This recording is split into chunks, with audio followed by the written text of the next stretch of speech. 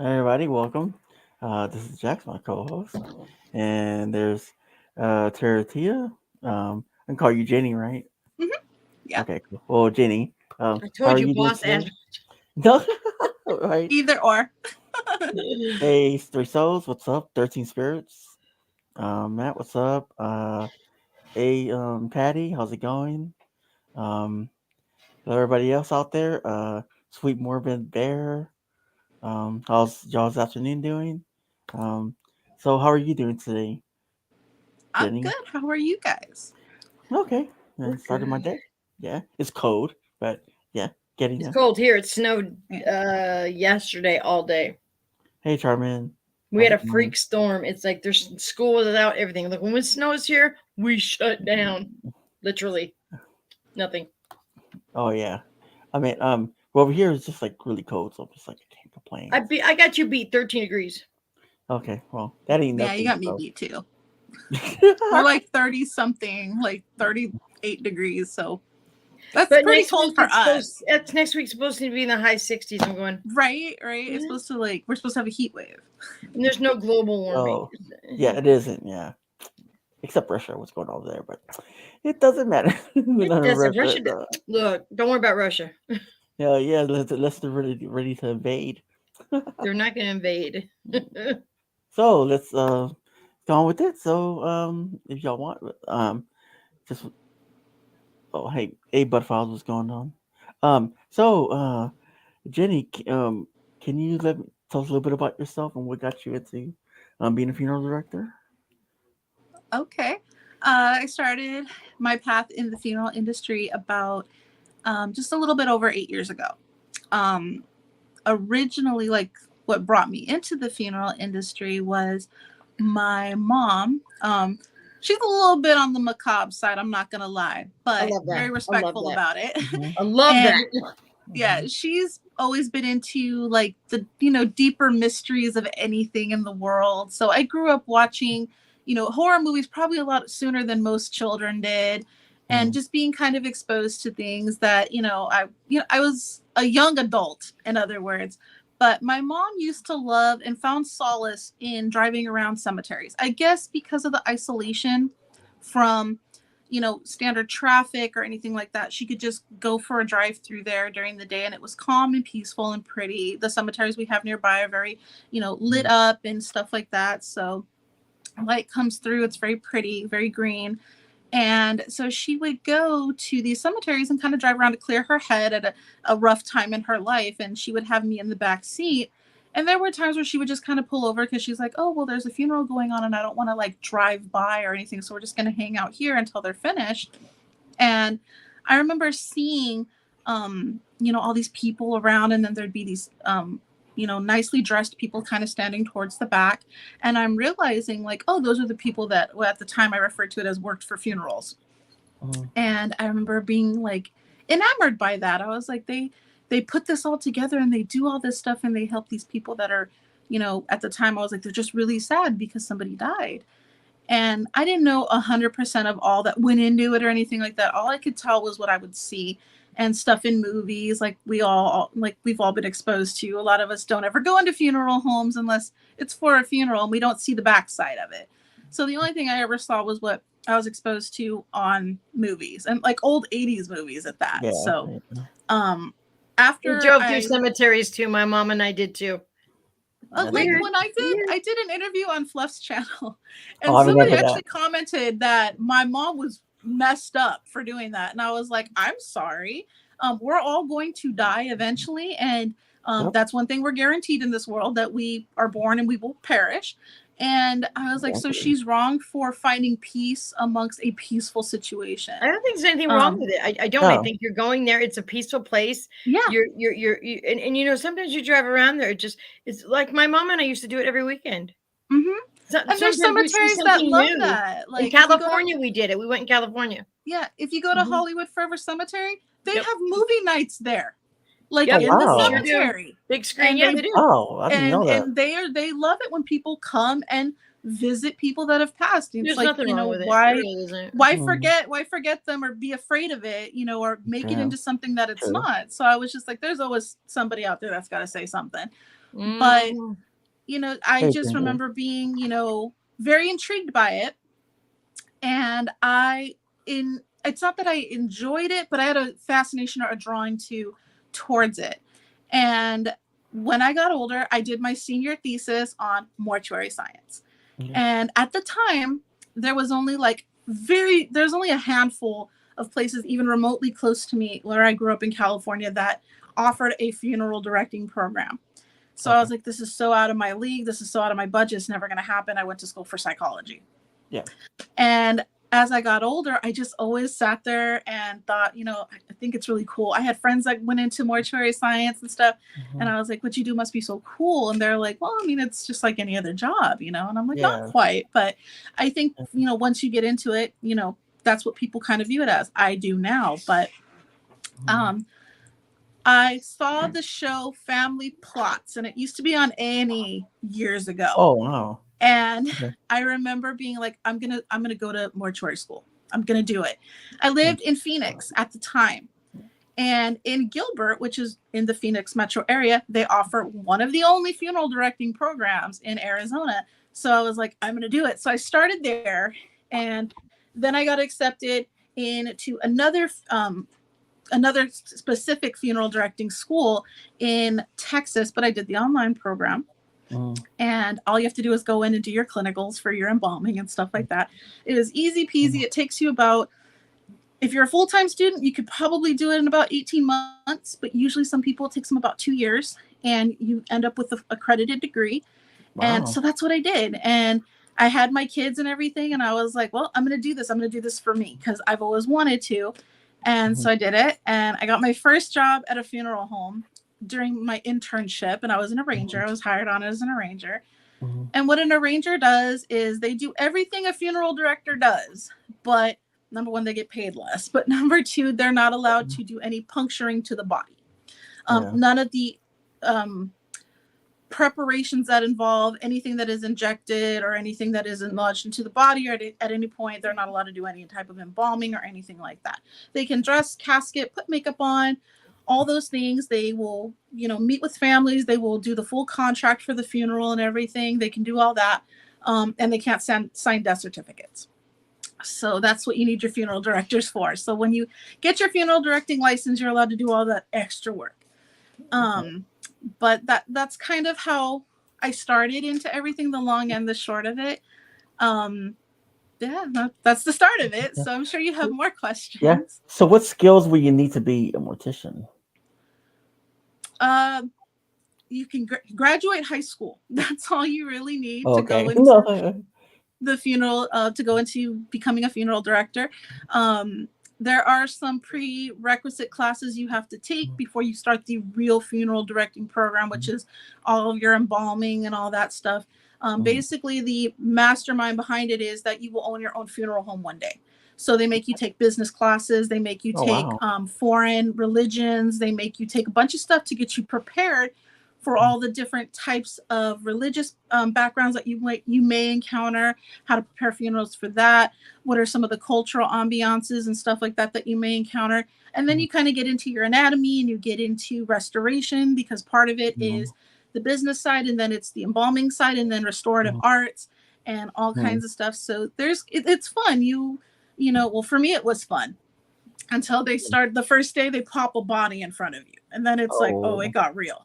And then you have to get into your full gear, and you have to learn how to do what it takes to make a body go from something that can literally decompose in front of you to something that decomposes a lot slower. You can hold funerals and stuff. So what are the risks of being a mortuary? One of the risks is you can hurt your back really easy, because you will encounter heavier bodies and stuff like that. So when you have to go do a pickup either on site or at the OME's office or the medical examiner's office, you have to go and actually lift those, so you can hurt your back. But some of the risks that I've encountered have been not so much with the funeral side of things, but I've encountered things with families threatening me and stuff. Oh So I wow. have more external things that I worry about than I do the internal stuff, because we're pretty secure with how, um, when we go to prepare a body, we have our gear that we wear. We know our protocols really, really well.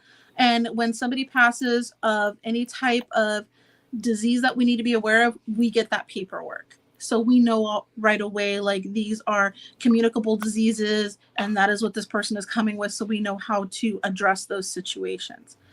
But like I said, most of my threats have come from families who don't understand the funeral process, don't understand the laws that I have to respect during funeral processes. Mm-hmm. Um, One of my last funeral homes I worked in Phoenix, I had to stop a couple of rival gangs from going at each other in the parking lot. Wow. And my manager of the funeral home at the time said, I've never seen a 5'4" woman get in a man's face and grab his gun and tell him you're going to leave. Wow. Because I don't have fear. That was one of the big things about me, was I don't really Mm-hmm. have a lot of fear. Things don't creep me out very easily. So, and nothing really intimidates me. So I grew up with a military father. I was exposed to a lot of things. I was shown how to throw a punch at 6 years old. So Yeah. a lot of things don't affect me. So Yeah. that doesn't affect me. But, like, when people threaten, like, I've had people wait outside of the funeral home, because, Jax, I think you're familiar with how Central Phoenix is Yes. and how it's not a nice area. So I've No. had people wait for me outside saying, like, you're going to It tell is me. not. It's Yeah. not a nice area at all. Well, I lived down there for a while. I worked off of Thomas Road, Oh, no. and right there, Central Phoenix, at a funeral home called Greer Wilson Funeral Home. Wow. And it's I in, know where like, that is. I know where that yeah. is. So it was They'll shoot you down there. They don't care. Damn. there was bullet holes in our funeral home walls. They're thugs. They Way don't back care. when. So, Damn. like, the first thing they showed me, because this funeral home was like 120 years old, and Damn. one of the things they showed me was the basement, that they don't use. They put paperwork there. But the other thing was that there was bullet holes from God knows when in the walls. And so it let me know that I was working in an area that I had to be careful. But I had a lot of people that would wait outside the funeral home and be like, I need to see my mom one more time. And they weren't the nicest people. They were more aggressive about it. And I was like, well, I'm not letting you in. That's not going to happen. And I've had to call the police for that. And, it just, stuff like that was what I was more worried about than anything I was going to encounter in the funeral home. Wow. Well, with that, like, how do you deal with, like, let's say, like you're talking about fighting, what would you do if they actually, like you're like what do you do with fights? Like, I'm talking about, like, Fights happen a lot because it's a very high emotional situation that you're Mhm. dealing with. So Mhm. people aren't always in the right frame of mind. They're not eating, they're not sleeping, they're really, really Yeah. upset. Yeah. So what happens is they're on very, very thin threads emotionally and physically. So someone saying the wrong thing, or someone showing up to the funeral inebriated, anything like that can happen, and often does. So, like, when I encountered the last real big fight that I had to essentially break up, where I'm Mhm. grabbing a gun in one hand and telling the person, get in your car, get Wow. out of here. And having my funeral people, I'm like, lock the doors, get in there, close the doors, lock them, call the police. I was already outside, and I was in between these people, so all I could do was yell commands to people. And I'm trying to break this fight up, and I'm like, you don't want to do this here, this is not worth it, you don't want to do this.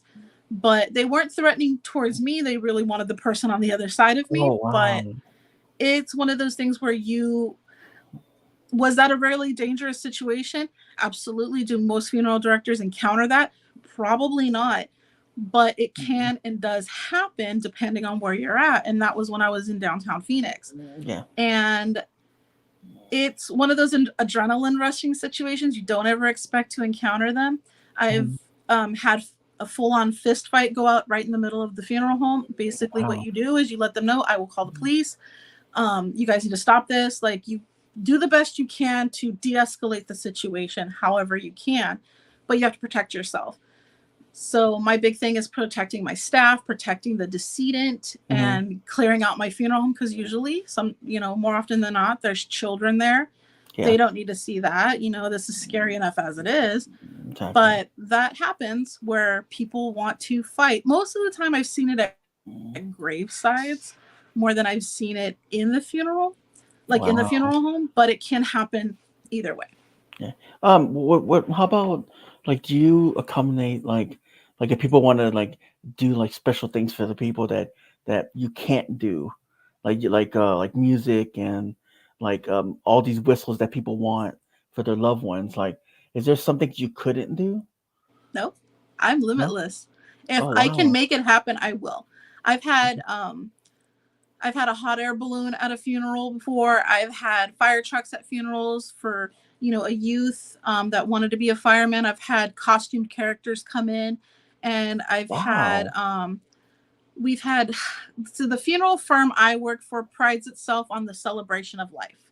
And Yeah. so they want to remove the stigma of death and the um, very melancholy approach to it. They want things more lively, more colorful.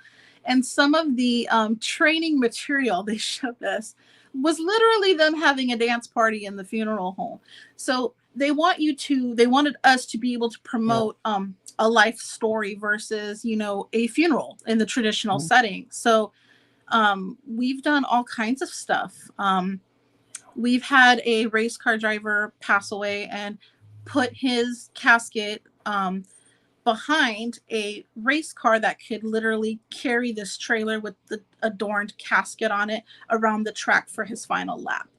We've Wow. done a lot of things. So if it's possible, we do it. And usually it's possible. I mean, if with all due respect, there's not something I'm going to be able to do within 2 hours or something like that. So if your funeral's Yeah. 2 hours away, I'm pretty much, locked in for what I can do. But if Yeah. you have a final wish or your loved one has a final wish and I can meet it, I will.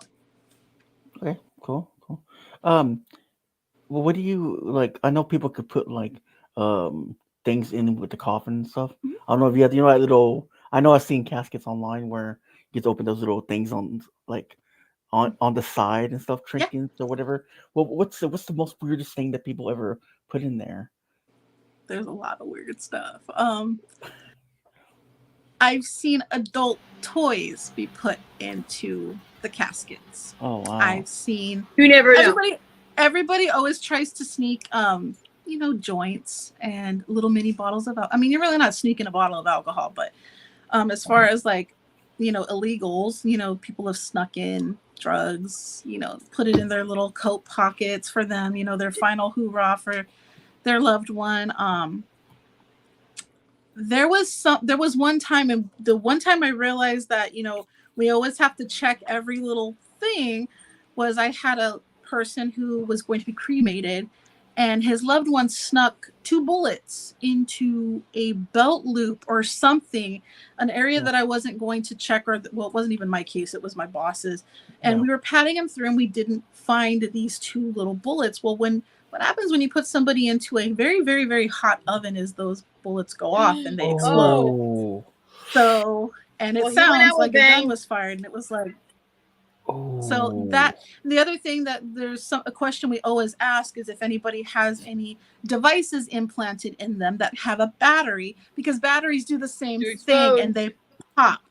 Yeah. So it's an interesting thing to be sitting there waiting for a body to finish in the Yeah. retort and hearing these loud kabooms, and you're like, whoa, because it's all metal and brick in there, so it echoes, and Yeah. that's The what has body's scared not me a supposed few to make that times. noise, people. I don't know what that No. is.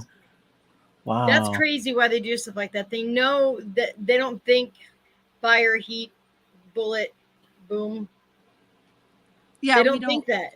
They don't. That's I mean, people put everything in caskets. I've yeah. seen it. Yeah. Loved ones go up and put stuff in there. I'm like, what are you putting that in there for? They Hey can't. Brenda. We are morticians. We are not miracle workers. We are not doctors. So we will not be taking anything from a loved one like that. Sperm, gold teeth, none of that. We will tell you you can have a professional come in and do it, but by the time Yeah. the decedent comes to me, that sperm's not going to be viable anyway. So that really wouldn't work. Let me ask you a question. Like, I know they bury like babies together with their mother and stuff. What about adults? Like, can they bury? Let's say the wife and husband die in an accident. Like, Mhm. can they be buried together in one casket? There are 2 situations for that. There are such thing as his and her caskets. They're extra large. They're made for 2 people. You have to buy 2 plots. Can join them.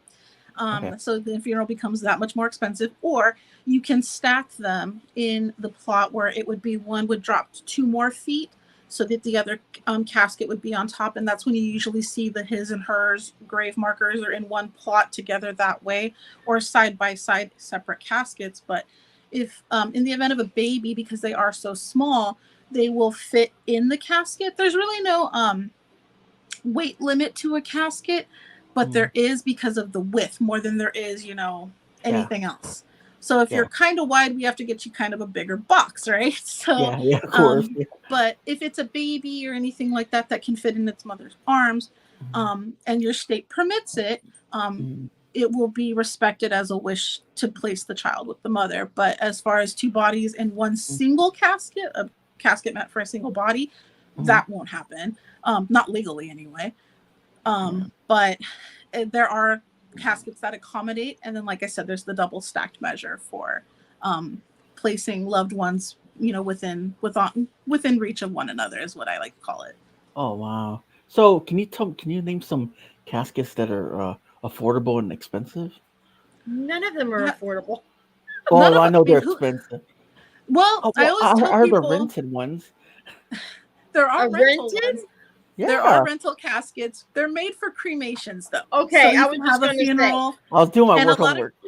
a lot of people are like, how do those work? They're kind of interesting. A rental casket is usually a solid wood casket. It's usually it's a nicer looking casket.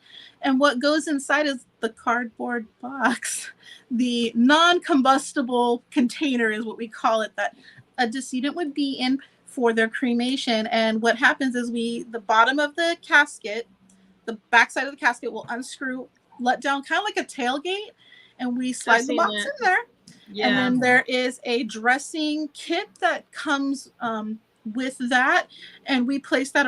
It kind of just delicately lays some fabric around the casket going into the box, so you can't really. It's seamless, if I can say that. Plus, it comes with a little pillow and everything. Hey, Fluffy, it makes things look good.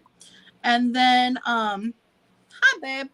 And then we have the funeral, and when the funeral's over, we take the tailgate down and pull it out, and we place the top on it, write whatever we need to know about that person on that box, and they're prepared for their cremation date.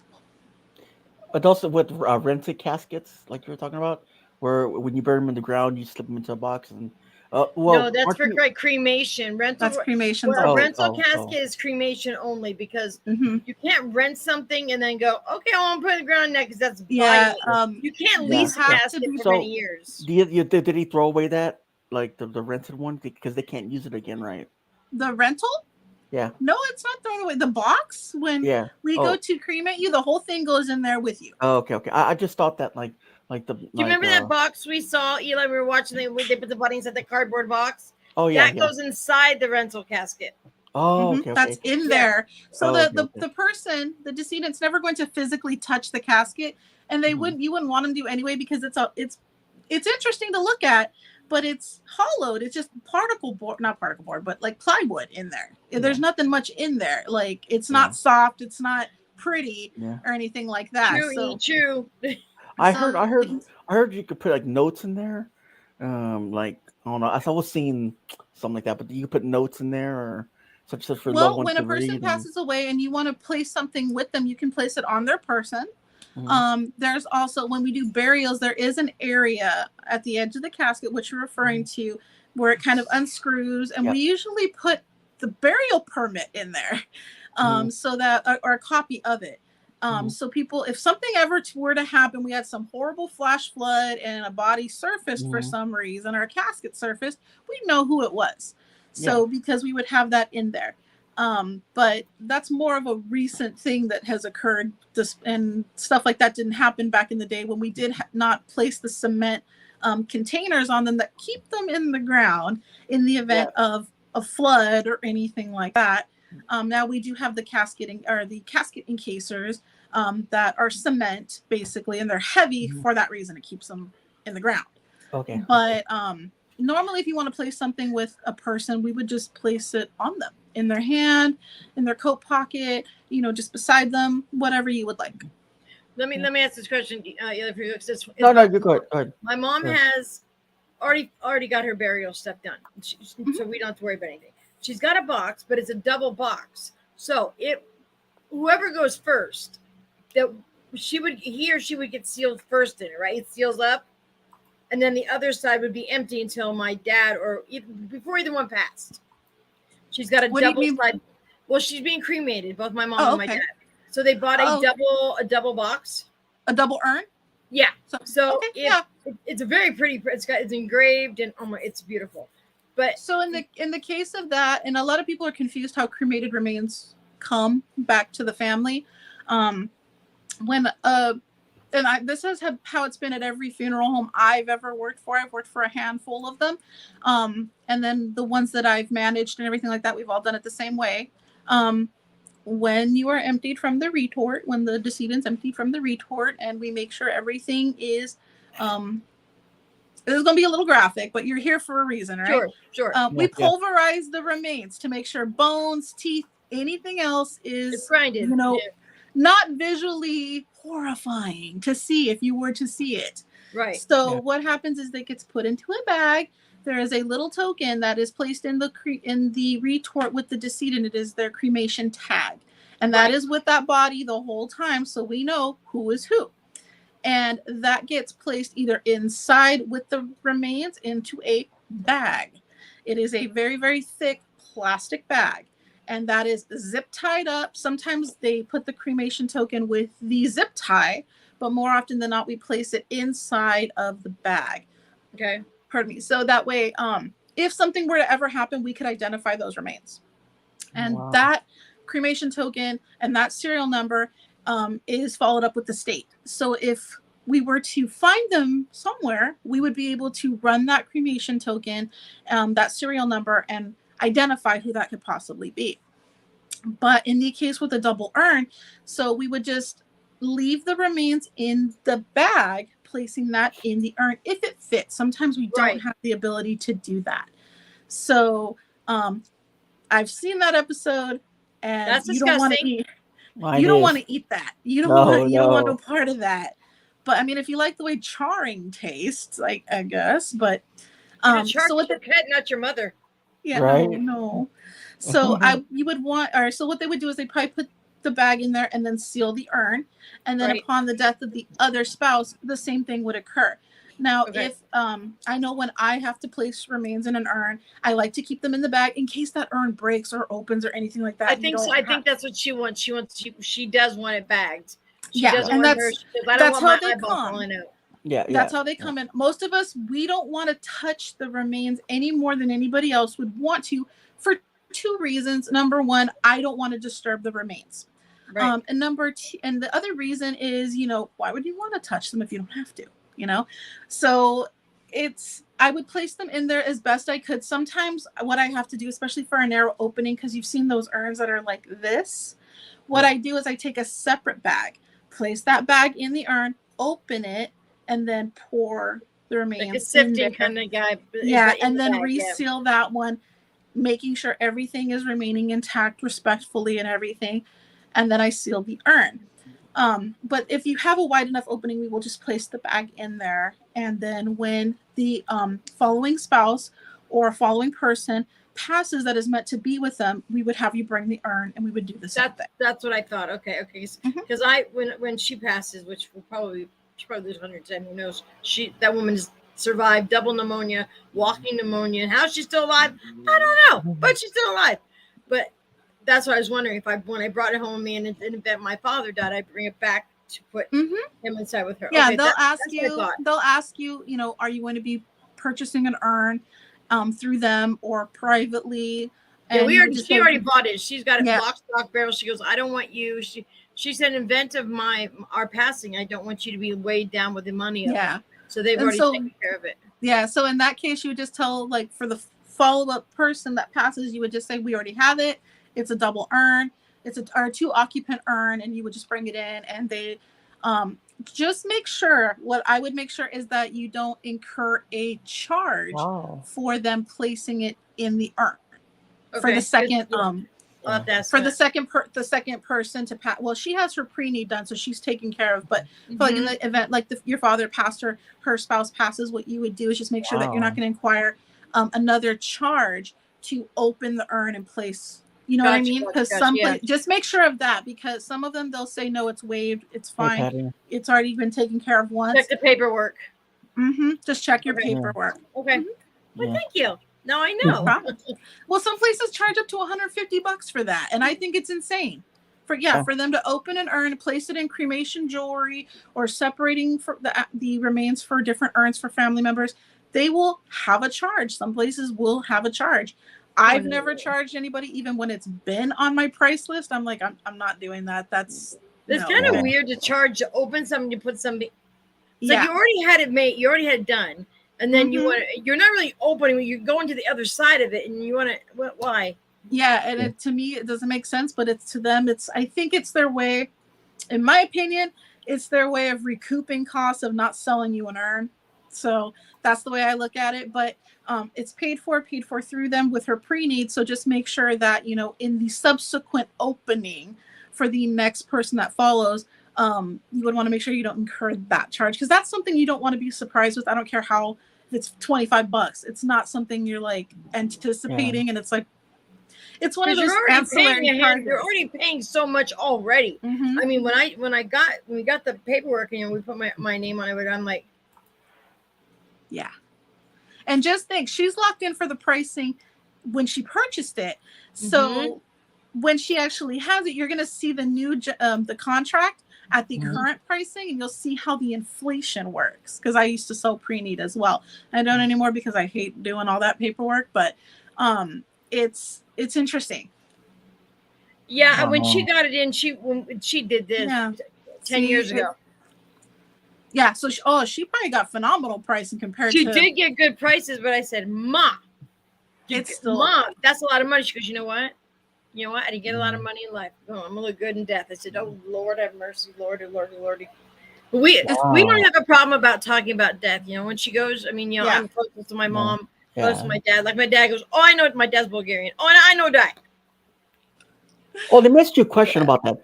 Like other religions and stuff like that, like Buddhism and stuff like that. Like, do you have to like respect how they're cremated and how they're embalmed and stuff like that? Religiously, as much as possible, within our legalities, and as much as possible, we do try to respect cultural and religious implements to the funeral. There are some things that are done, like let's say what can occur in China, where they might have a water cremation. We don't do those here. So, or what is known as an air cremation, and that one's a little bit more, dare I say, horrifying, which is where they let the birds come and eat you. Lord. No way. So, I mean, if you look it up, it has a couple different names, but it's what I remember it as air cremation, which is they let the air. Real quick, if Jason's listening, White Wolf Viking, listen, can he have a Viking's funeral? Tell him it's illegal. I can't burn his body in America. You're not going to see it. No. Told you, babe. Told you. Can I have a Viking funeral? If you're listening, I know you're listening. You can ship your body to where it's legal. But, we'll ship you somewhere, but you can't have it here. It's expensive. See, we don't have that kind of money, so you're just gonna have to either get burned or go in a box. Hey, Fridger, what's up? You know what? We'll put you in a Viking uniform and the Viking costume, and we'll put you in the retort. So you know what? That may work. Maybe just a few pieces of sticks or something, a little piece of stick. Because they put them on some sticks, and that might work. No, here's what I'm there was saying. your answer. It's like when you. And I know you're gonna. Can you go ahead and tell us about like the processing of embalming a person? But before then, well, I know with COVID and everything else, it's different, because it is different. What kind I can tell you. Okay. I can tell you about the standard way. I won't get too into what has occurred since COVID happened for a couple reasons, out of respect for the firm I work for. Okay, that's fine. They probably have a fit, but because they have their legalities they have to follow. Yeah, of course. When we receive a body, right away, usually when we take the first call, which it's called a first call, the first thing the first initiation of contact between a family member and the funeral home is known as a first call. And we ask at that point, many will ask, will you be embalming your loved one? And a lot of people don't really know what that is. And surprisingly, a lot of people really don't know too much about it, and they're like, an embalming, like an autopsy, and I'm like, no. If that was going to occur, that happens at the medical examiner's office. But what I do is, I've heard it described a few different ways. I've heard it described by people saying, like, other funeral directors will say it's like giving your body medicine, and I'm like, oh, it's not quite what I'd call it, but Wally Fish says he's having a backyard barbecue with his body. Yeah. No, we can't do that. Where do you live? That don't even say that, because Jason. I mean, are we going to put it in the ground? Serious. Like, no, I'm just kidding. But what happens is, when I receive the body and somebody says, I would like my loved one to be embalmed, there's a couple reasons why you would do embalming. Embalming would occur if you're having a funeral, an open casket funeral for people like outside of your family as well. General, anybody can show up. You'd want to have that for the safety of the people as well as the body in and of itself, the person. So other than that, if you're having a funeral or if you're having direct cremation or direct burial, you don't really need it. Okay, it's not mandatory in any of the 50 states that we live in. Embalming is not mandatory. So you can have a funeral, you can do these things. It's just safer because I'm going to be removing blood and fluids from the body. I make a couple of incisions in the body, and they're not very big. And I will be placing instruments in that help remove blood and fluids from the body. Wow. In those same incisions, I will close off incisions, relieving some open to pump into the body restorative fluids that I kind of mix based off of what is needed for the body. That's how the coloration gets put back in. So you go from a pretty white looking grayish toned person, that doesn't have any fluids in them, because everything that's colored on you, about a good chunk of it is, the pigmentation on you is to do with the fluids within your body.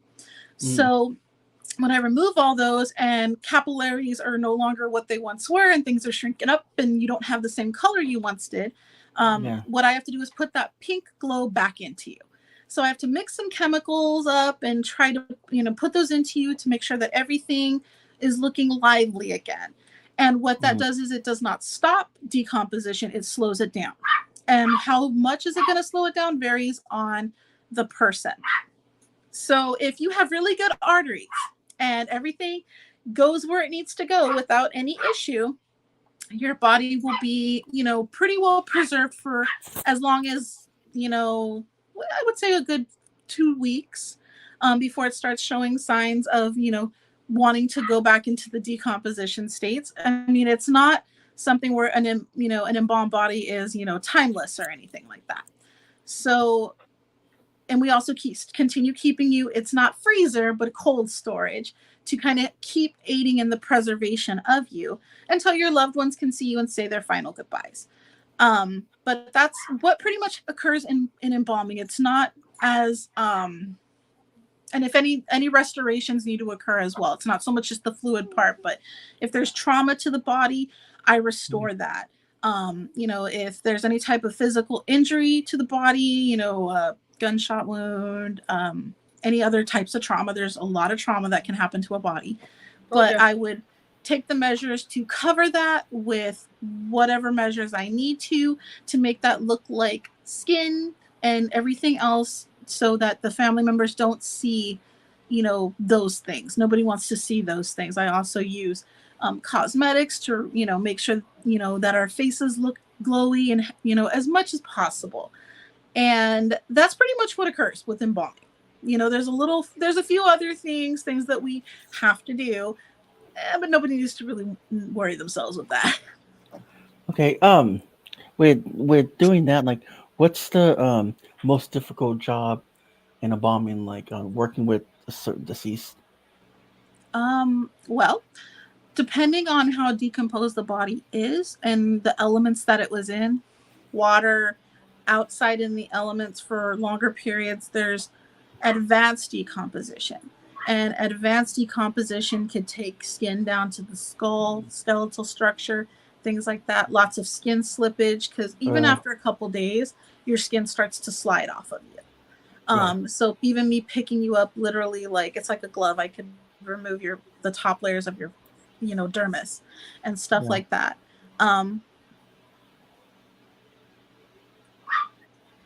when a Muslim dies, what do you have to do or don't do? It depends. I will ask the family. Because there's not, like I said, there's not a one size fits all for specific religions, cultural, or anything. Like, I'm East Indian and Hispanic. So my Hispanic culture, which is basically Catholic, doesn't want me to be cremated, but my East Indian culture, we cremate. So it's Oh, kind of, if I were to say, if somebody was Christian, like, what would the favoritism for that be, or the culture adherence be for that? It varies. So I would consult the family, and if they were traditional, we would try to go as traditional as possible. And if not, if they have some fluctuations or variations, we would adhere to those as well. So, but yeah, as far as, like, I was going back to the possibilities with the body. So depending on how decomposed something is, someone is it kind of, those are the situations where I'm like, would I even recommend a family member to see their loved one?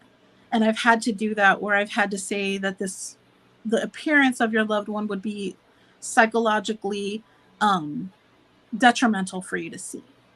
So that I have to sit down with the family and tell them that. And that's probably one of the hardest parts of my job, is especially in the incidents of car accidents, things like that, where just things aren't looking how they once did. I have to be real with the family and say, legally you can see them, but a part of me, or, a big part of me, and the, it's, doctors take a Hippocratic oath. We also take our oaths to respect families living and the dignity of the dead. So I have to have that conversation with them, saying, I, as a professional, don't advise this. But yeah, if you want to see it, I will show you, but I promise you that it's not what you want. And family members will argue it with me. And then after they see, even just, I've shown them, like, I'll show you the hand, and if you want to keep going, we'll keep going. And then they'll stop there. And it can be traumatizing. So when I encounter those, I have to really separate myself and not get attached to the idea that, as an embalmer, we have to detach to the fact that was once a person. We have to keep it at our forefront, but we have to detach emotionally from that, so that we can do the work that needs to be done for that individual. oh well. Has there ever been an instance where no one claimed body? What do you do with them bodies that aren't They're claimed? called public fiduciary cases.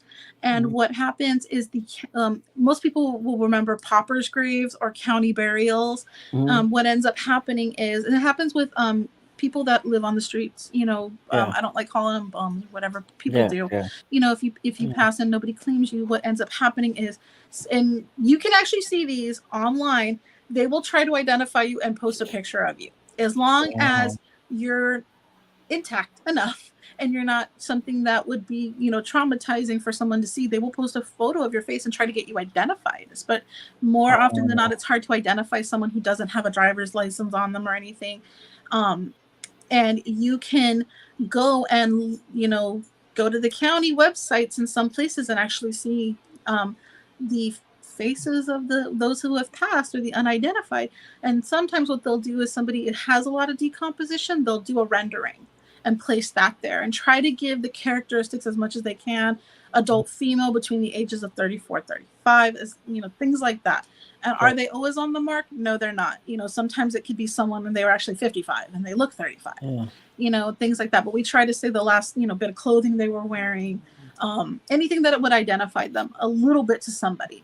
Yeah. And so that's what happens with those. If nobody claims them within a specific amount of time, and it varies between county, state, all that, they will cremate them. They will give them a serial number, same thing, the tag, and that will remain an open file for however long. And what they do is, in some places, they have what's called niches. Those things, Mhm. places at the cemetery where people have placed cremated remains at a Oh yeah. cemetery. It looks like a mausoleum, but they're Yep. really small. They're made for cremated remains.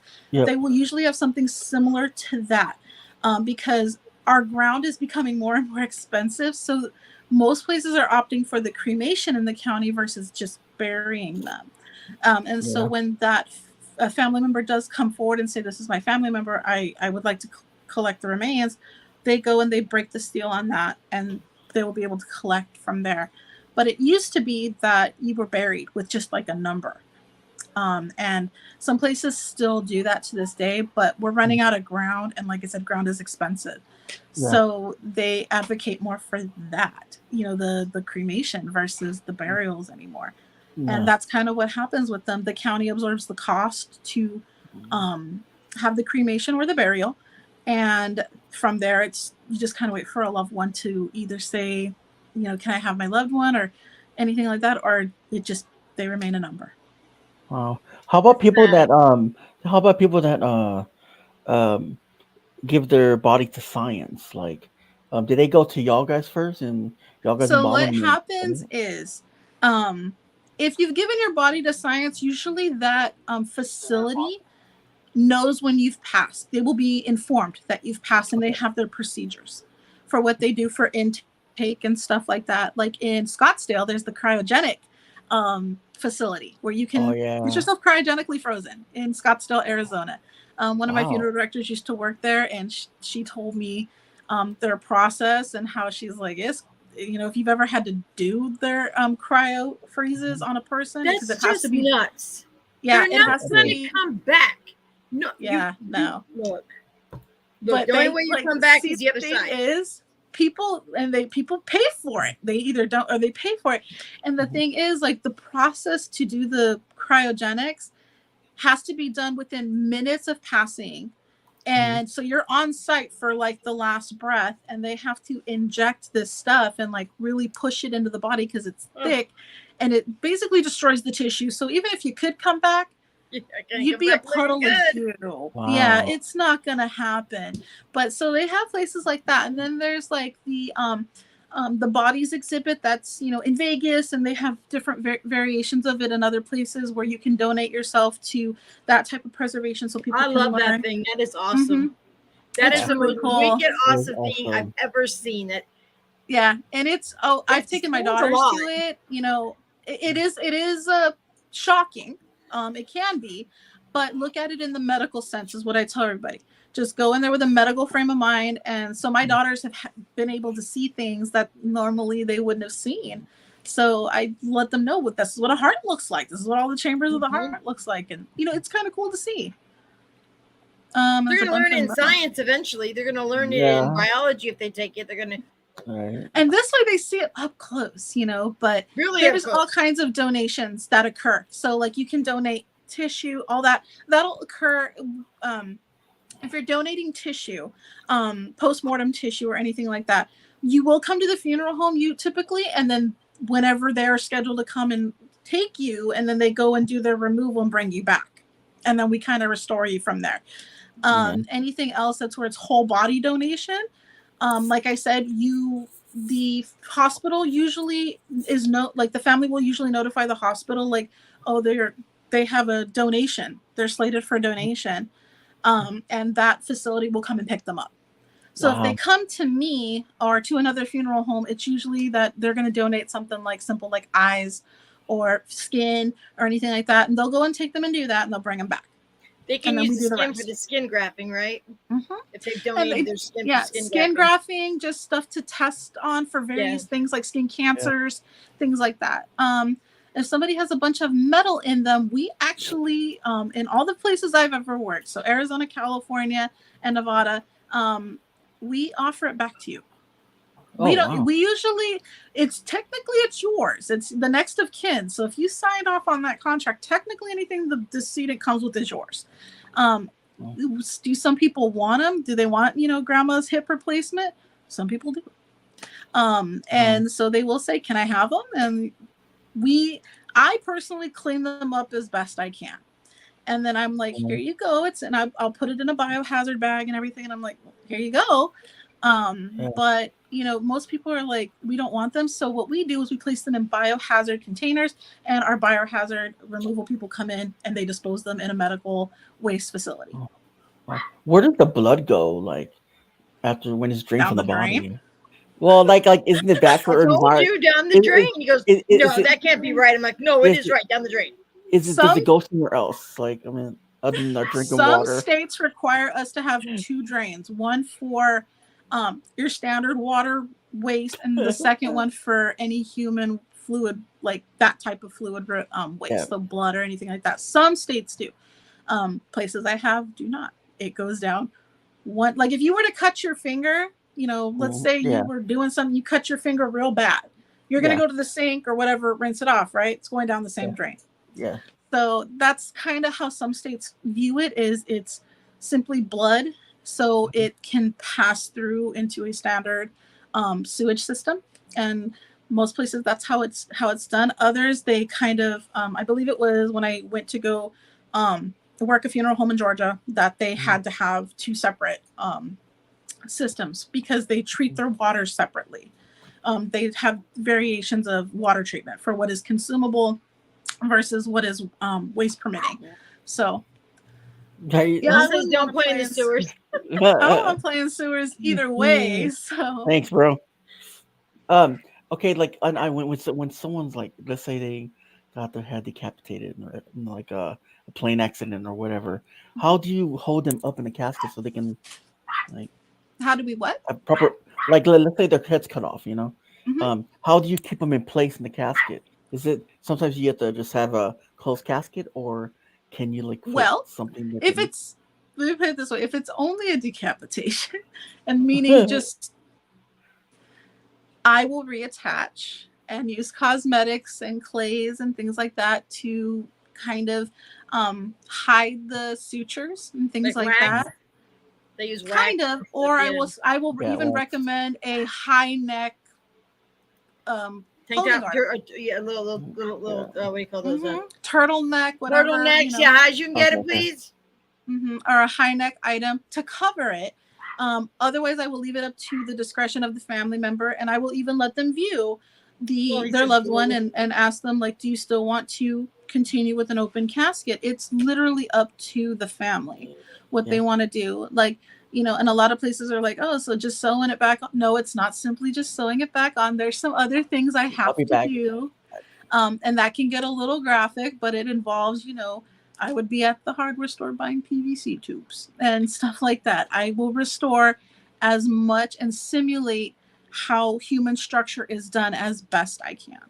When I was 16, one of my really good friends got in a car accident, and he had a seatbelt on, but the seat ejected out the windshield.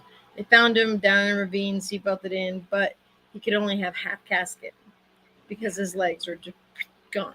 Yeah, gone.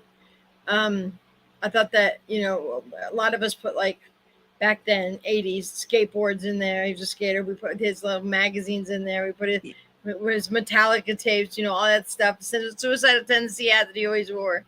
But I've seen the half caskets. I've seen full caskets. Mm-hmm. Some of those, like, caskets are very elaborate. Like, they spend so much money on them. Yeah. But you're never going to see it again. No, there's like some Eli people and I saw one on the news. It was blue. She had her face painted on it and everything. I'm going. There's caskets that can go up to hundreds of thousands of dollars. They've got diamonds encrusted in them. They're gold plated. All this and that and the other. But you can go onto Amazon. Or at least you can go onto Amazon and go get you one for about $300. You can also Amazon. And you can get, come on, caskets are made in China. I mean, like, they're not as expensive. I'm gonna say it. That's the terrible. funeral industry hypes up that stuff. Urns and caskets are where they make more money than what they do on anything else. They want to know if you put some green in somebody's pocket, does it stay there?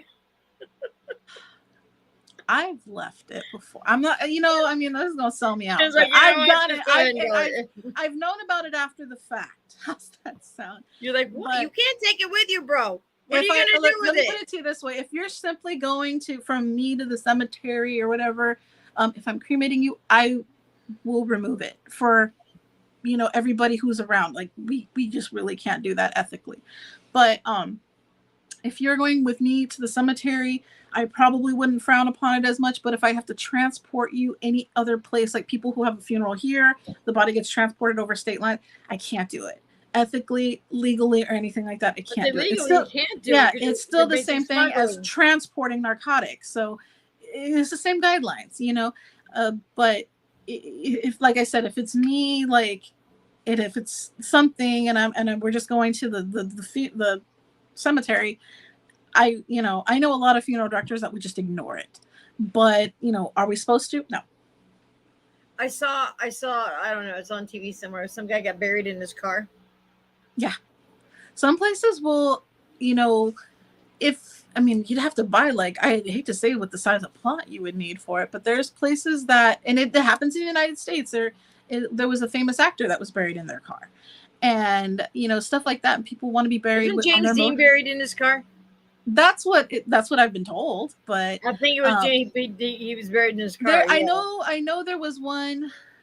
I want to say it's in North Carolina where they're buried in their car, but there's people wanting to be buried on their motorcycles, and we just have to figure out how that can occur and still follow legal procedures and protocols. So that's one, especially for like the encasements and stuff like that. And like in California and even in Arizona, we require that cement structure to keep the decedent in place, their final resting place. So we would have to, it would be a lot of customizing and a lot of money. So yeah, a lot of money. I imagine you'd have to take up many plots. Yeah, that's what I'm saying. It's like, a plot can be anywhere from $10,000 to $20,000. So, I mean, if you need 5 of them, if that's what you want to do with your money, by all means. But to me, I would be like, look, I'll bury you with a miniature version of your car. I get you little Hot Wheels. Yeah, and I'm one of those. I'm one of those that's like, let's be realistic here. But that's me. I don't have that kind of money. I wouldn't do that with my money. But hey, if you have it and it's the wish you want to do, and it means something for you guys to do it, if there's a will, there's a way. That's like that house, that dollhouse that the man built for his daughter. Yeah. Her grave's inside that, but it is literally a doll. Omar showed it, literally a dollhouse, and that took up a big square of land. Yeah, but it's beautiful. It is beautiful, but you know what I mean. It's adorable. It's loving. It's caring. The last thing he gave his daughter a dollhouse. Yeah, I think in the case of where anytime it's a child, you want to give it you want to give that child everything that that they would have, they're not going to have a full life, and you want to give them as much as you can, so if that's the dream, then to place your child in a dollhouse, then I spare no expense on that with the young one. It was a beautiful thing. When I saw it, I was just like, so sad. But he gave her what she wanted, was the dollhouse, and it's beautiful. It's beautiful. I mean, they keep it up. Whoever takes care of that does a beautiful job. Yeah, I do think that more cemeteries should be taken care of by people, though, because you go by some, and that's somebody's mother, father, sister, brother, and there's like trash all over. The flowers are dead. I'm like, I think if like my mom's in Texas, I'd have to go to Texas to get the remains. But until then, I think they'd stay with my dad or whoever died first. But like I said, my mom doesn't want to be in the ground. She knew. She's like, I don't want to be with the bugs. Yeah. Because eventually those caskets, Earth takes them back. Yeah. What was Earth is they do, and then there's some that water gets into the ground, water damage.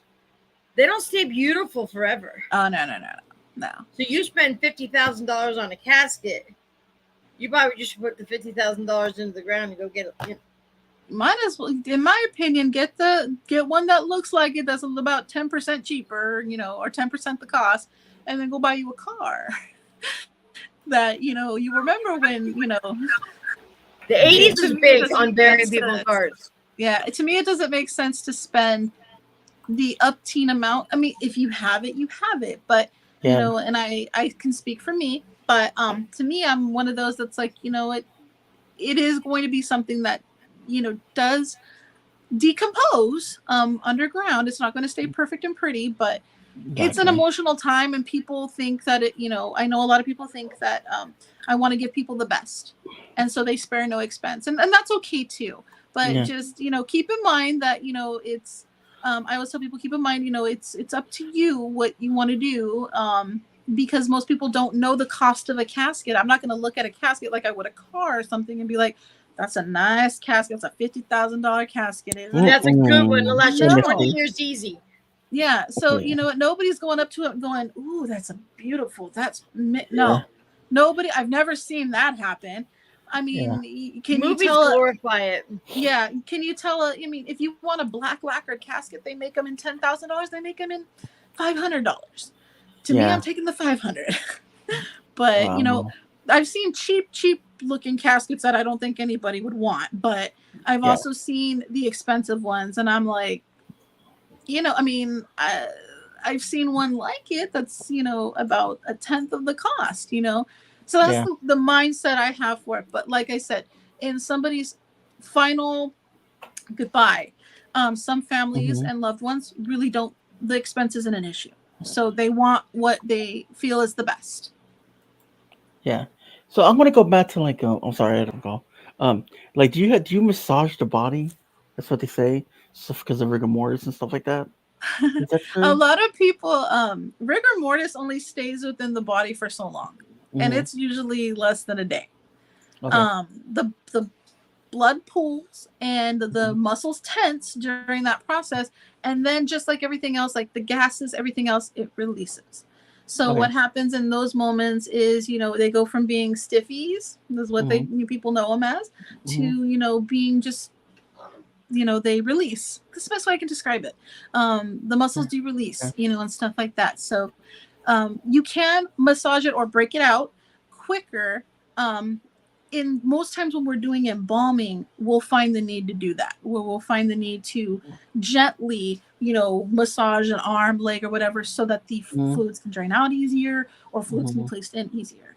But if for any other reason, there's no real reason to disturb somebody who's passed like that. Okay. We'll just place them in the cold storage and let them do what they will. Yeah. That was just what I've seen. That was seen on the show. A lot of places show things like that where they're like, "Oh, did you know bodies can sit up and twitch?" And I'm like, really? You know how very, very seldom that happens. Yeah. Has anyone ever? Well, it's crazy, but like, has anyone ever came back? Like that wasn't I've never encountered that. Have I heard about it? Yes. I've never encountered a situation where somebody had all the signs of deceased and had revived. I haven't seen that. I know that it tends to happen more in foreign countries than it really does here. But has it happened here? Of course. It's just a miscalculation by the sometimes we have nurse practitioners declaring death, and they just didn't listen. The heartbeat was still really low and shallow, and the breathing was low and shallow, and they didn't pick it up. And sometimes that person can self-revive, and the universe is infinite. Things can happen. Anything can happen. Well, I heard like we're watching someone on YouTube, whatever is about the show, whatever, and it's sort of like you guys can lock it from the outside, but keep it where you can open it just in case someone does wake up. They could just walk out. I don't know. I was just back in the day, they used to tie a string to them, and they'd have the bell on the grave. So if they were buried, and they weren't dead, they could kind of ring the bells. Some cemeteries still have them. Oh, okay. And they could ring the bell to let the caretakers know that, hey, I'm still down here. Yeah. And things like that. So I mean, I think it's more belief than it is like an ethical practice per se.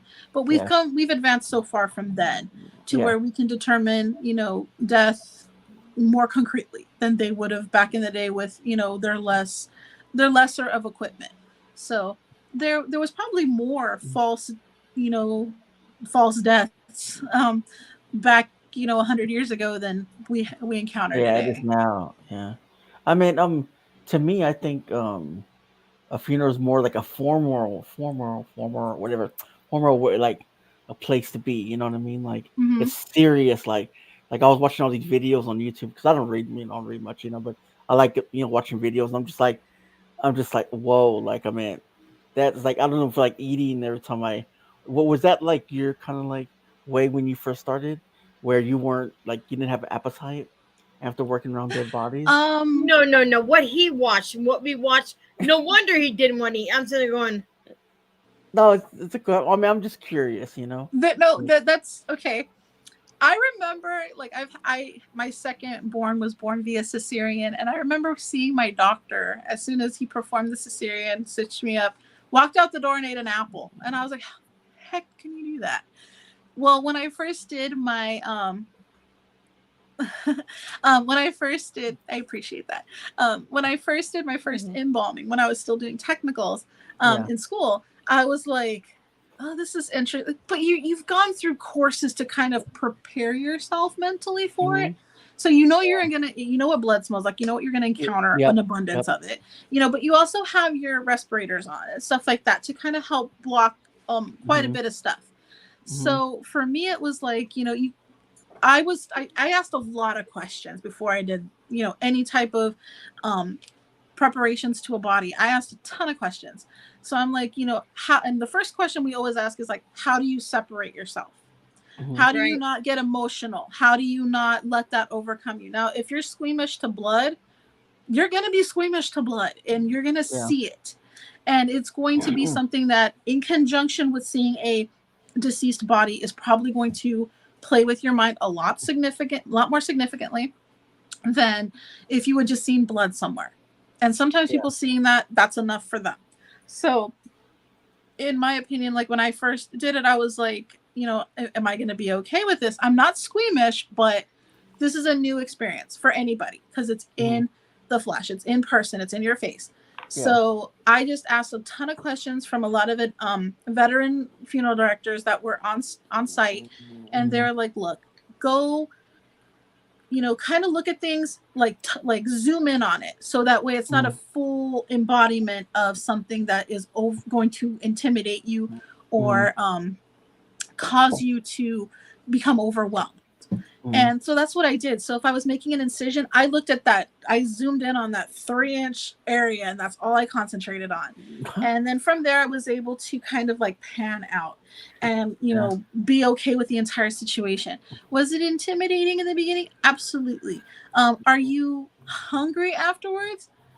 I guess it depends on how your perceptive is of that stuff. I mean, for somebody who doesn't have any squeamishness to blood or tissue or anything like that, they're probably going to be fine. They're going to be a little bit like, oh my gosh, I can't believe I did that. A little bit of an adrenaline. My mom does that. When my mom went to school for phlebotomy in the 80s, but when you went for phlebotomy, you went for a lot of things.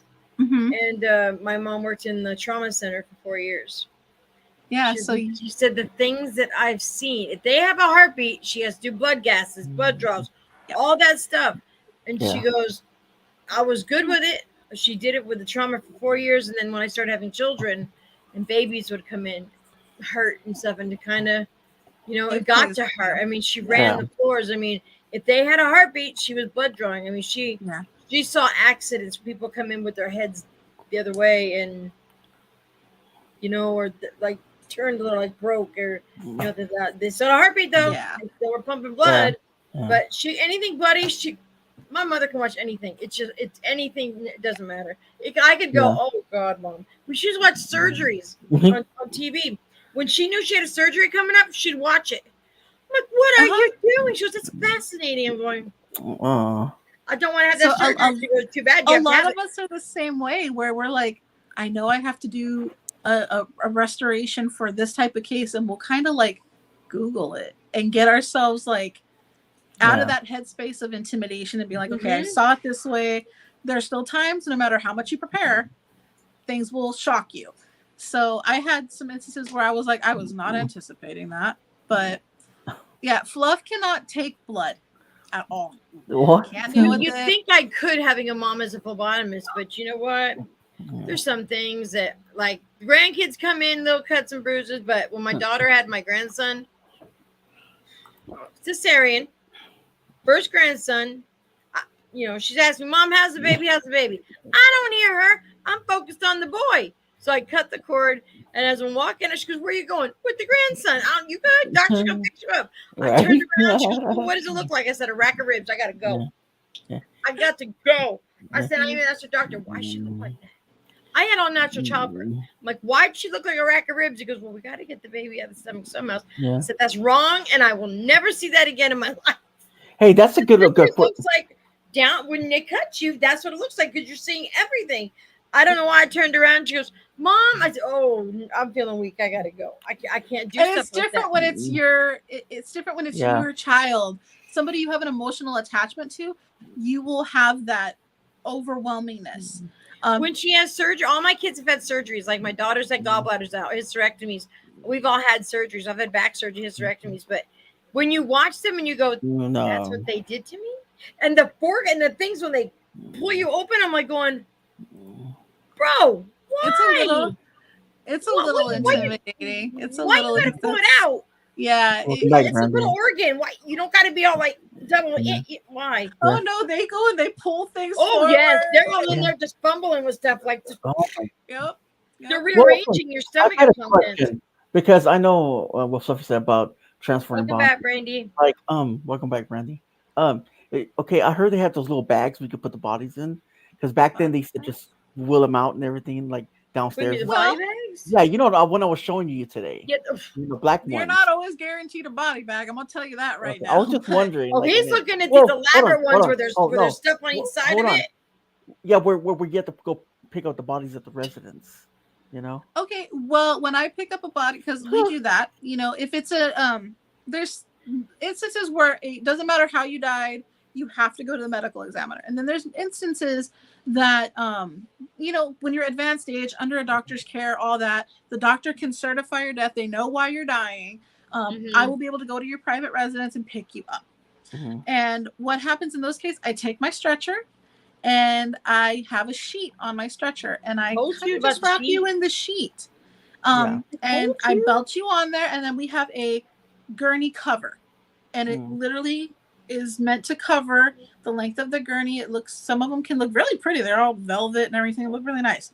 And those go over that, so you can't really tell what's going on under there, because a body bag, we all kind of know there's a body in there, right? And if I'm at a private residence, I don't want to be showcasing that. That's not something the neighbor next door with a 5-year-old needs to see because they went outside. Exactly.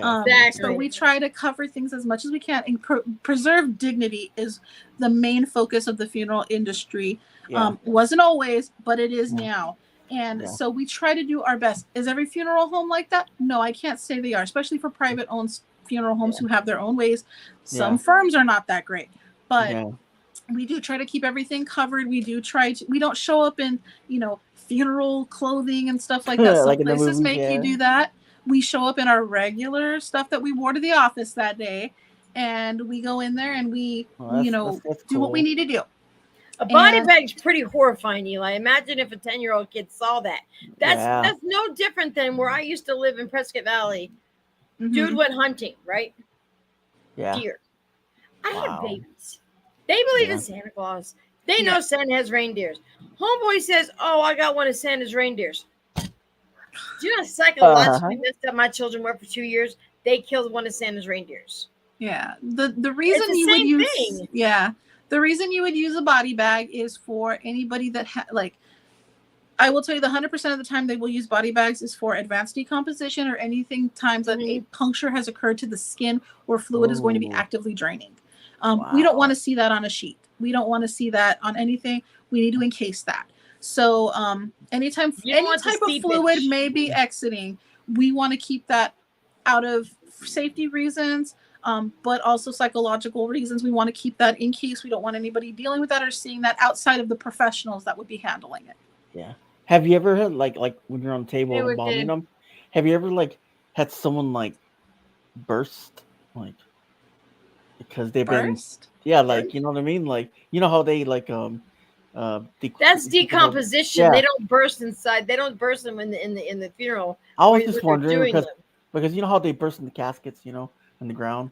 I mean, well, there's times your body can bloat. We do bloat. Yeah, that's it. So yeah. Gases expand in us once we've died, as things are starting to settle. We'll call it that. Yeah. Gases happen. So do dead bodies fart? Yes. Until we handle that. And so they can burp, they can sound like they're Can expelling we a handle breath. that with Eli? Will that help with him because he seems Yes. to have some problems sometimes? We Or have can we handle something. that? Can we handle that? We have Yeah. something called an AV plug, Yeah, I want to know, You need man. that, Eli. and You need Be that. quiet. looks like Just a. kidding. No, It I'm looks just like kidding. the wine corks. It kind of looks like that, and you Yeah, insert girl, them. shit. Mm, But We when you watched don't one. let Jack watched make it. any of your funeral arranging, Eli, because No way. you never know No, what he you're gonna wants get. me to. You will- He wants you will pizza fuck sauce. me up. He wants the Yes, stuffed yes. crust. He Yeah, wants pizza- pepperonis on his eyelids. He's Yeah. already got this out. He's got this figured Yeah. out. Look, pizza sauce in my veins. See, he wants And to maybe smell some like pepper. good pizza when people come in to see There him. you They're like, go. "Oh, he smells so good." He wants to be Yeah, injected with pizza sauce. Yeah. Well, I we'll do. bake you in the oven too. There you See, go. he'll There you smell go. good. With cheese. With He's cheese, thinking and then other throw me people, not down. himself. I always say, So- hey, just throw me in the ground and bury me, and that's it. I just So throw in the you in the ground and cases- pour dirt over you. Yeah. In the why cases not? where you pass at a hospital or anything Yeah. like that, they usually leave you in the bed until family can come and say goodbye and Yeah. stuff like that. Because typically when you're in a hospital, you will go down to the morgue. Their area that they have you for when we come, or the ME will come and pick you up. So at those points, it's literally, like I said, sometimes they'll put you in a bag, but most of the times it's literally the sheets and stuff like that they'll from the bed and stuff like that, because we still like to preserve the dignity, and you're carefully I think that's more respectful. swaddled is Yeah, what I yeah. refer to I it think as. it's more respectful because you're not trying to hide it. You're just Yeah. trying to And Yeah. so cover it. Yeah. we don't like anybody. We will always ask the hospital, even before we show up, is family Mhm. still there? Are they still saying their goodbyes? Because Mhm. I don't want to walk in there and disturb your last moments. I'm that face of, they're here. This is 10 times more real. And Yeah. I get the dirty looks. I get the like, why are you here? Right. And yeah, because it's an emotional time, and they're like, we're not ready, we're not done. And it's like, no, you take all the time you need. I'm not forcing anything. I think some people feel that they need a rush in those situations. Now that would be the hospital if they're going to do something like rush you. I will never rush you. I will sit there and go, you let me know when. You just tell me when is good for me to come back. And that's what I do. Hospital, different situation. Yeah. I think the people that give dirty looks are people that don't know about the arrangements that their mother or father or somebody had. This is what happens. This is what they paid for. Yeah. So you didn't have to get straddled with that debt, because some families do get that. Some people lay for weeks to get funerals paid for. Yeah. They're expensive. It's a difficult process, and a lot of people are getting what's called a pre-need. So it's anything you need preceding death. So anything before death, and you will go and handle all of that. You'll pick out your casket. You'll pick out urns. You'll pick out even floral in some cases. Wow. Even little, even the cards, the funeral cards that are given out. You can pick out everything. You can, if your funeral home offers catering, you can pick the menu. All that other stuff. They let you. Most places will let you do things as much as possible. And then you can pick your plot, you can do all that, pay for everything, and really relieve the stress off of your family, because they know that's what mom, dad, whoever, that's what they wanted. But there are times where families, and this in some places this is completely legal to do, where they say, I don't like mom and dad's wishes, I want to go another route. So what they'll do is they'll break that pre-need, they'll break the contract, and they will say, okay, the contract was worth $13,000. You have $13,000 to do what you need to do. But once you break the contract, you are no longer locked in at those other prices. So they can do that. You can break your contract. Mm-hmm. The next of kin can, unless there is some type of legal paperwork that says these are my final wishes, and like through the state, like these are my final wishes not to be broken, and everybody's fully aware. Then that's a probate issue, and funeral homes they're not going to touch it. So they're going to say, this is what I'm doing. But the next of kin does have to finalize things at the very end. They will have to sign a few things. So that's basically them acquiescing everything. But if they decide for whatever reason, I want to, I don't want to do it this way, like I said, what they'll do is they'll break the contract, but the contract's only worth with the amount paid. Right. And so once it's broke and you try to do a new contract, guess what? You're paying today's prices. Yeah. Don't break the contract. It's what your family member wanted. That's what I tell people. Like, why are you doing this?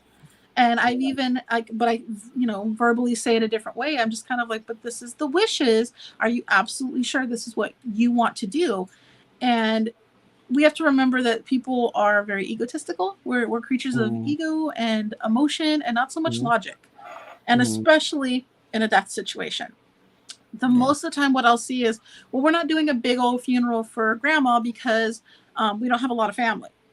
So I don't see a point in doing this big old funeral. So we're just going to go and do a direct burial or a direct cremation, meaning no funeral. It's just, you take them over there and you handle it. We're not doing anything. And they think they're going to pocket some money. Well, if grandma paid for her pre-need in 1980, she probably is only able to pay for the cremation anyway. And you might even owe some more. So sometimes it's best to just let it go through the way it's written. And if only 2 people show up, only 2 people show up. It just let it be what it is. Yeah. Wow, that's wild. So, let's get to have you ever witnessed anything paranormal, like at your job? Yeah, I have. Told you. Not every funeral home is haunted. So, I've worked in a couple, like the old 1920s funeral home. Yeah. Creeped me out to no end, but I used to spend the night in that funeral home. Mm-hmm. I used to stay in the basement because when I worked there was when I was going through my divorce. And when I was going through my divorce, my ex-husband managed to get an order to have me vacated from the house. And because he was the breadwinner at the time and went and did this all through his attorneys behind my back while I was at work one day.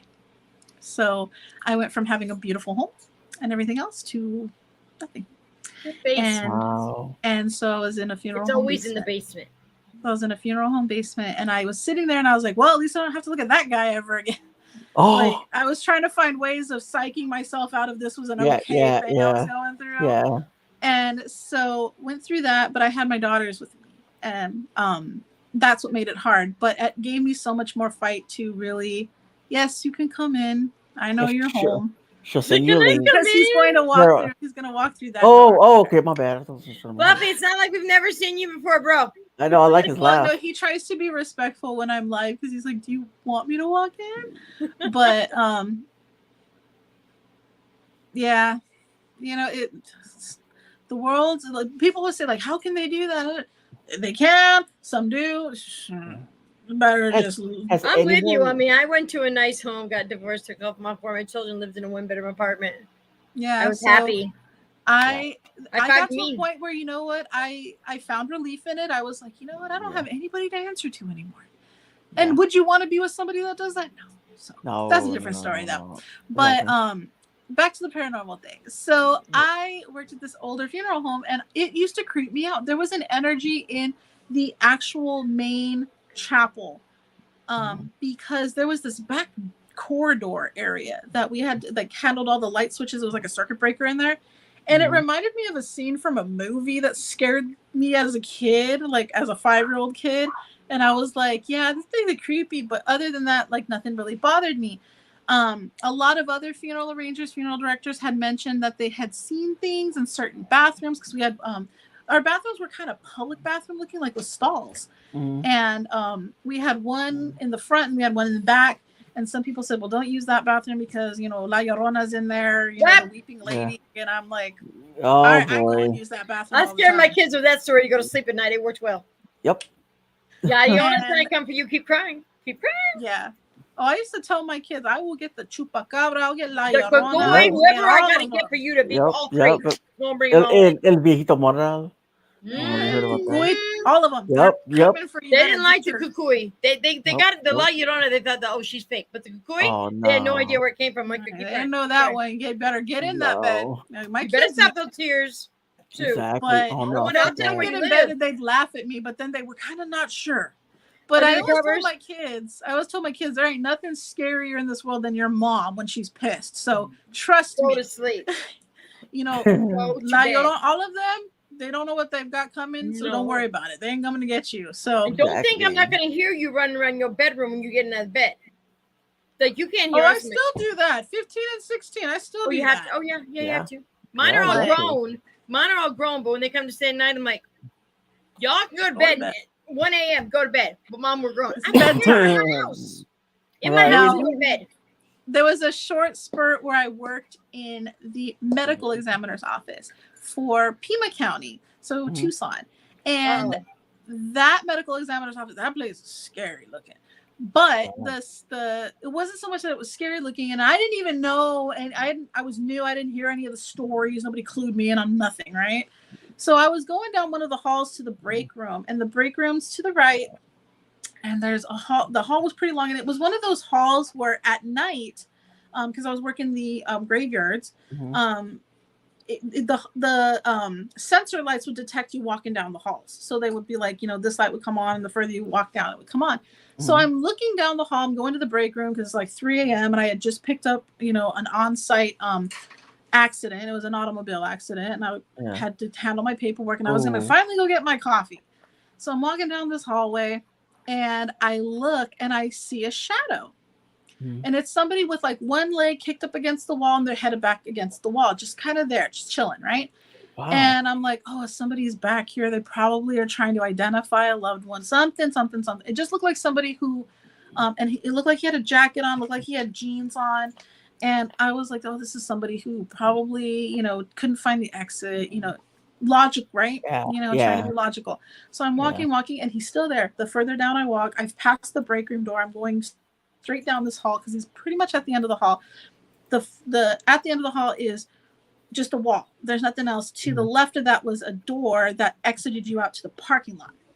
So I assumed he probably was not trying to go there. He was trying to go out to the main parking lot because this parking lot is just for ambulances and stuff like that. Yeah. And maybe Yeah. he's just like taking a moment to himself.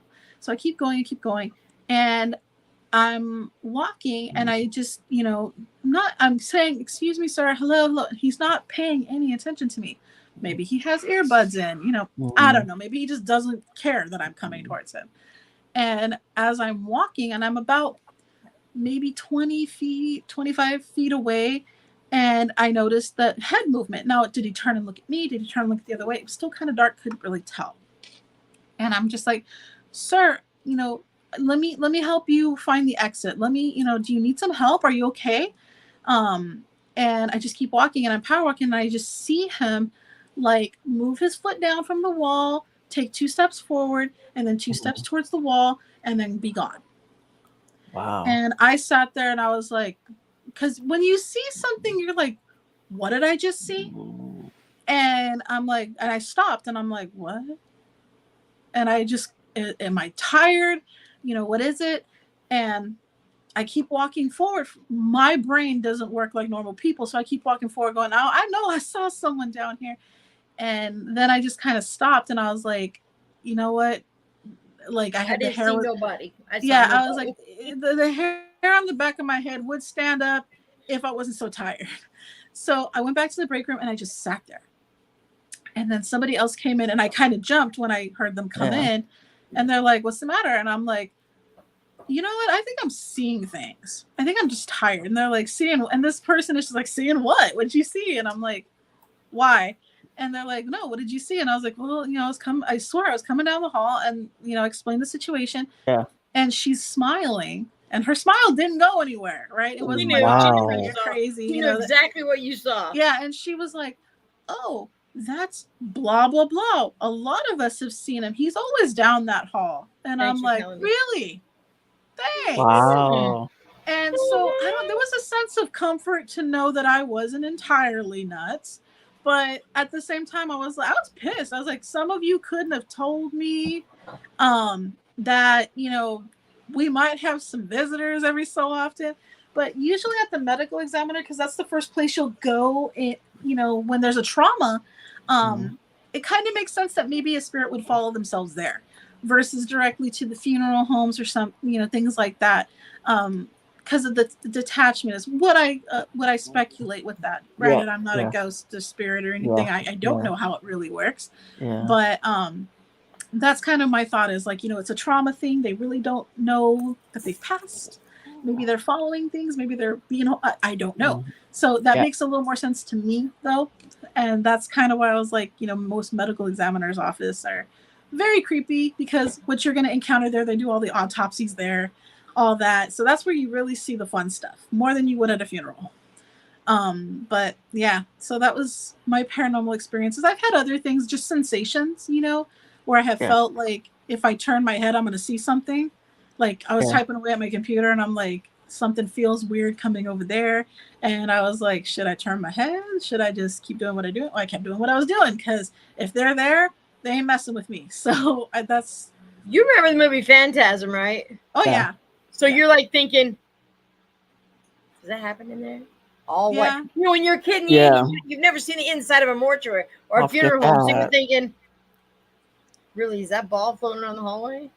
My dad used to sound like the Mortician. He would say "boy" really loud and garbly, and oh my gosh! So like I would walk down the halls in the mortuaries and stuff like that, and be like "boy," and nobody would understand what I was talking about. Nobody ever saw the dang movie. I got such anxiety watching that movie, waiting for that ball to come. I'm going, dude, that ball can kill you. Yeah. It's gonna because I've seen 1, 2. I've seen them all. Growing up in the 80s, you've seen every freaking scary horror film to to date. Just like when you watch Jason, you get kids, you're like going camping. Okay, don't have sex. Jason will come for you. I have never witnessed a body in the morgue still be alive. I've never witnessed it. That's like we had just discussed a little bit ago. It's mostly because nowadays it's harder to have a false pronunciation of death. Because we do have equipment that really, really monitors things. Does it still happen? Of course. The body's capable of anything. It is capable of self-revival and stuff like that. So, I mean, I've never witnessed it. I've, like anybody else, heard about it online. I've heard about it from word of mouth from seminaries that I've gone on with within the funeral industry where, my uncle dealt with this or I've seen this. And you hear all kinds of stuff.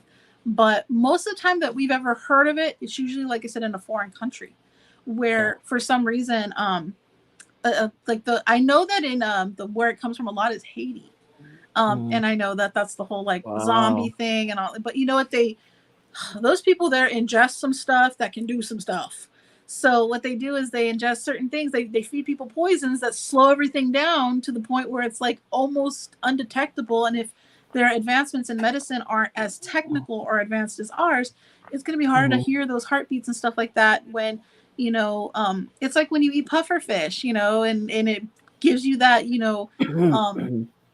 where you can't breathe and you are paralyzed and all this other stuff because of the toxins and you could be pronounced dead. It's the same thing.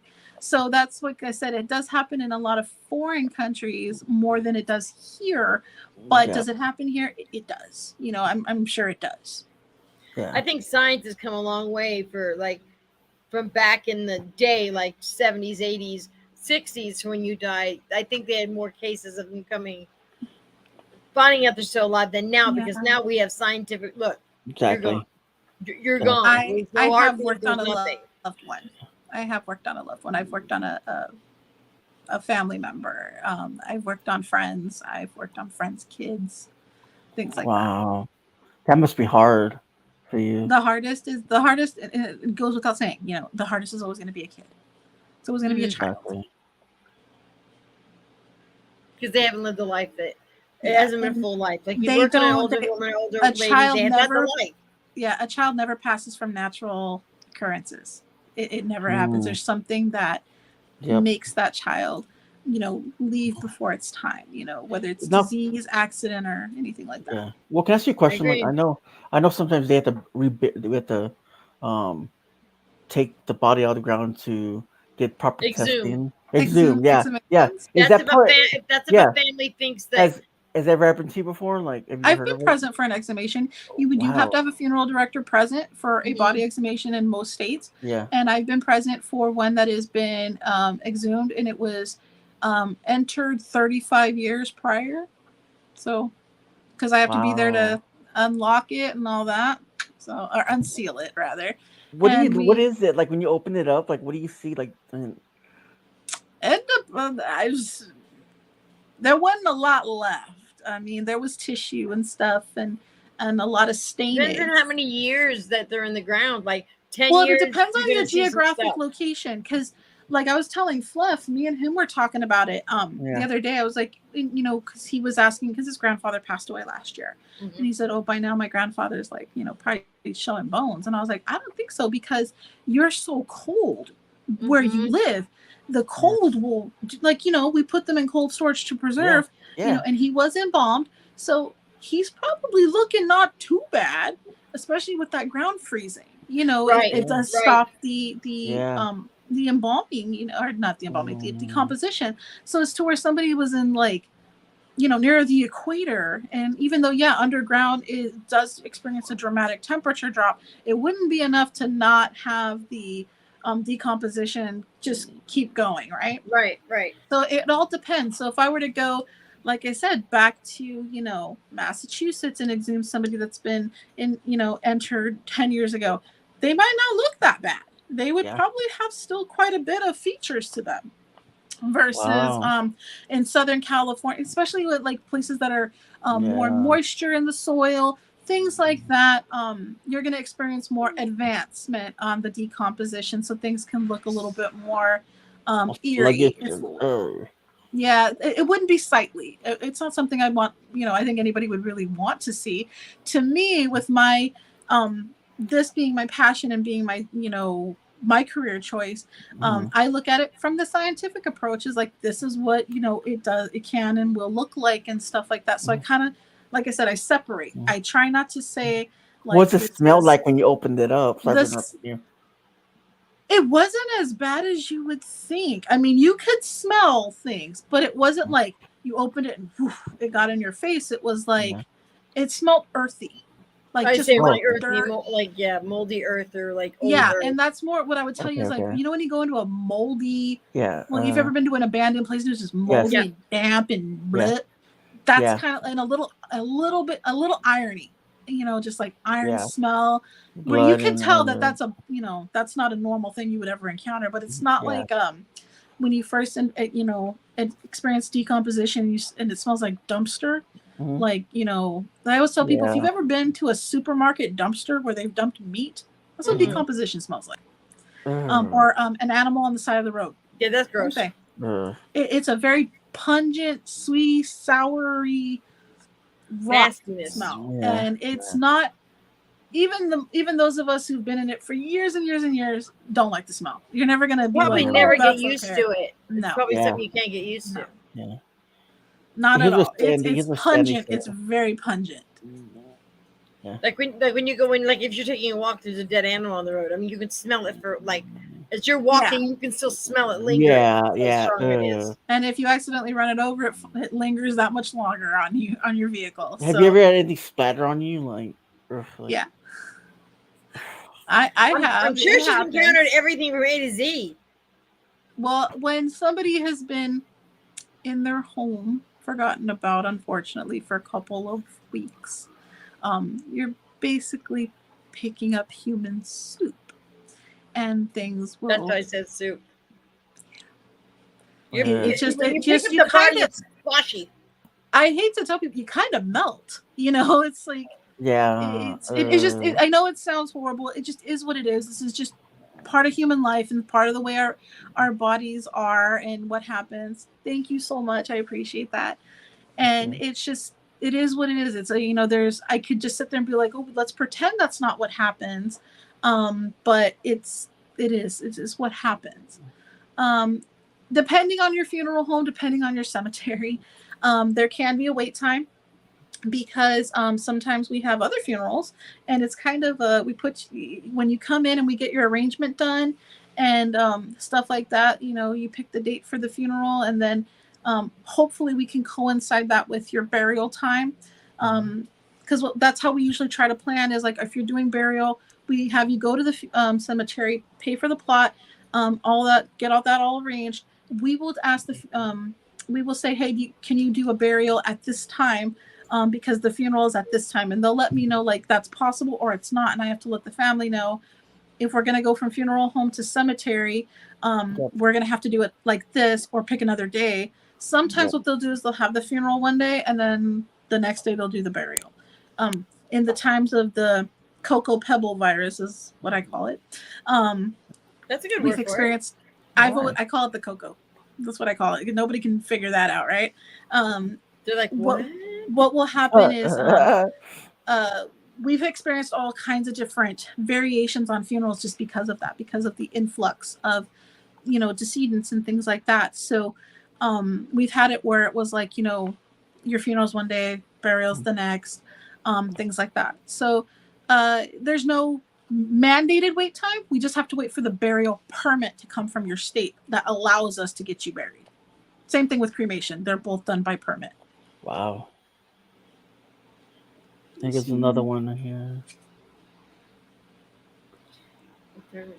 I've seen a lot of morbid deaths. Yes. My mom, Justine B. Phlebotomist, has seen morbid things. There were 3 teenagers that used to go in high school here back in the day, up in Prescott, up in Chino area. And they were coming back and getting prom supplies. And Chino's still very much a town. It's not a city yet. Everybody knows everybody.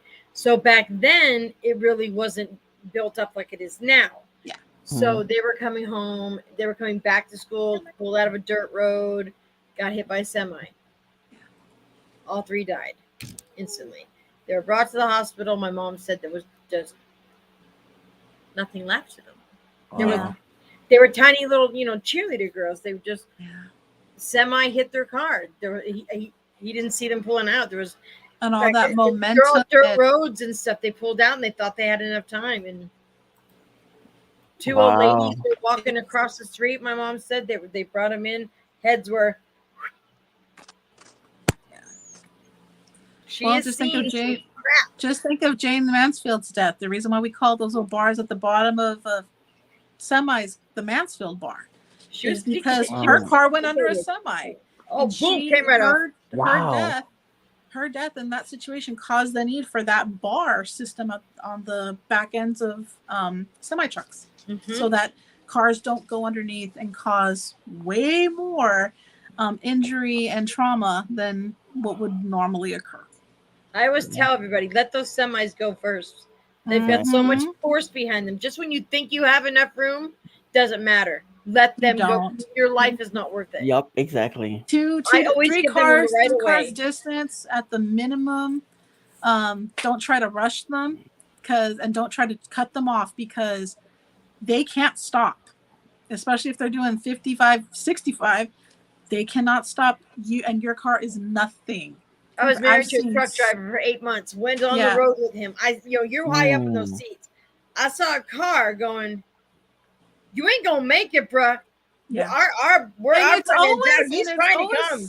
It's always somebody in a Mazda Civic. Yes, it was. It was a small little car. And they're like, you ain't gonna make it. It's like, do you not realize their tires are bigger than you? Like, we would have ran him over. And there would have been nothing left because speed bump. Yeah. Same with motorcycles. I don't same motorcycles. I just let them go because they have nothing. I mean, I lost 2 friends in motorcycle accidents for people that just have no care. In Phoenix, like in Arizona, there's a lot of motorcyclists. A lot. Wow. And now they got those 4 or 5 lanes down in the valley. And they don't always look around them as much as they should. They're cutting in. They're doing all the stuff they do on their little crash packets. I can't tell you how many motorcycle accidents I've done. It's a lot. Was there They're always getting hit down there. Always motorcycles. You go down to the valley, or even in LA, it's always the motorcycles on those roads. They think they can cut in front of people, and then car. Look, that road rage in Phoenix and in LA doesn't happen to happen. Really bad. What do you? All freeways driven LA, driven Phoenix, crazy. So what do you consider mangled? Like exactly what you think. Like every bone broken, especially motorcycle victims, those that aren't wearing all their padding that they should, or even a helmet. It's like ground beef. Ugh. Sorry, I don't mean to gross anybody It's up. okay, That's it's literally okay. what I think. Well, you You know, get the it's- road hits you. You're You across just the road. slide, and it just tears, and it can get pretty bad. You know, Yeah. a It's like semi the road is a accident, grater. It's like a grater, Eli. When you Yeah, hit that no. road, your skin hits it. semis Yeah. versus pedestrians, semis versus standard vehicles. It's never Yeah. going to It's be never a good okay. outcome. Yeah. No Never one survives that ever. No. I don't think there's very many that survived motorcycle and semi. Just No. If you're getting that call, you're and if you Yeah, survived, someone it's- was looking out for you. Yep. yeah. Or you just Carol- got slightly clipped or something. Yeah, you like got it wasn't a clipped. full blown. Yeah. Exactly. Carol's a question for you. I don't know if I've you're seen ready. videos where okay. Yeah, okay. I've seen him too. Lamont at Large showed one of those. And a lot of other people have gone. They've gone to the Notorious That's Mausoleum where you see the red and brown goo dripping down. That is a unpiped or unfiltered mausoleum. Now, how mausoleums work, it's not that the fluids don't exit those caskets. It has a system that's built in that helps kind of pipe it to where it should go. In the case where they are unkept or clogged, which can happen from rain, all kinds of stuff, debris still gets in there, and where they're not keeping up their mausoleums, the fluid's got to go somewhere. So it starts, even though they are sealed, those front plates are sealed, gases, can bust them through. That's why sometimes you'll even see the plates coming off, and stuff like that, because it's all buildup. And that's usually what happens is the things are clogged, things like that, so that the fluid has nowhere to go. But typically in a new or well-kept situation where it's a brand new mausoleum, kept up place, they have their systematics for keeping things clean and taking care of. And if they ever encountered leakage, trust me, they're busting that seal. They're going in there, they're taking care of it that day and replacing the plaque and all that. Yeah. Wow. I wonder if that's more like, okay, so mausoleum burials. I wonder if that's more than a cremation or depends. It kind of depends, because in the case of, we're running out of flatland, we start going up. Right. I can't speak for every cemetery is different, because some are privately owned, some are city owned, sure, things like that. So everybody has different pricing. But I've seen it where, mausoleums were slightly less than standard ground burial, because we're not purchasing land. Sure. In a lot of places, you're actually purchasing that plot, which means you're purchasing that land or renting it, because some places you are literally leasing it. So if your lease is every 40 years, well, grandma can get evicted because you pay the new lease. Some places are like that. Wow. But so in the mausoleums, I do see it as, being a in some cases can be an economic decision, more cost-effective decision.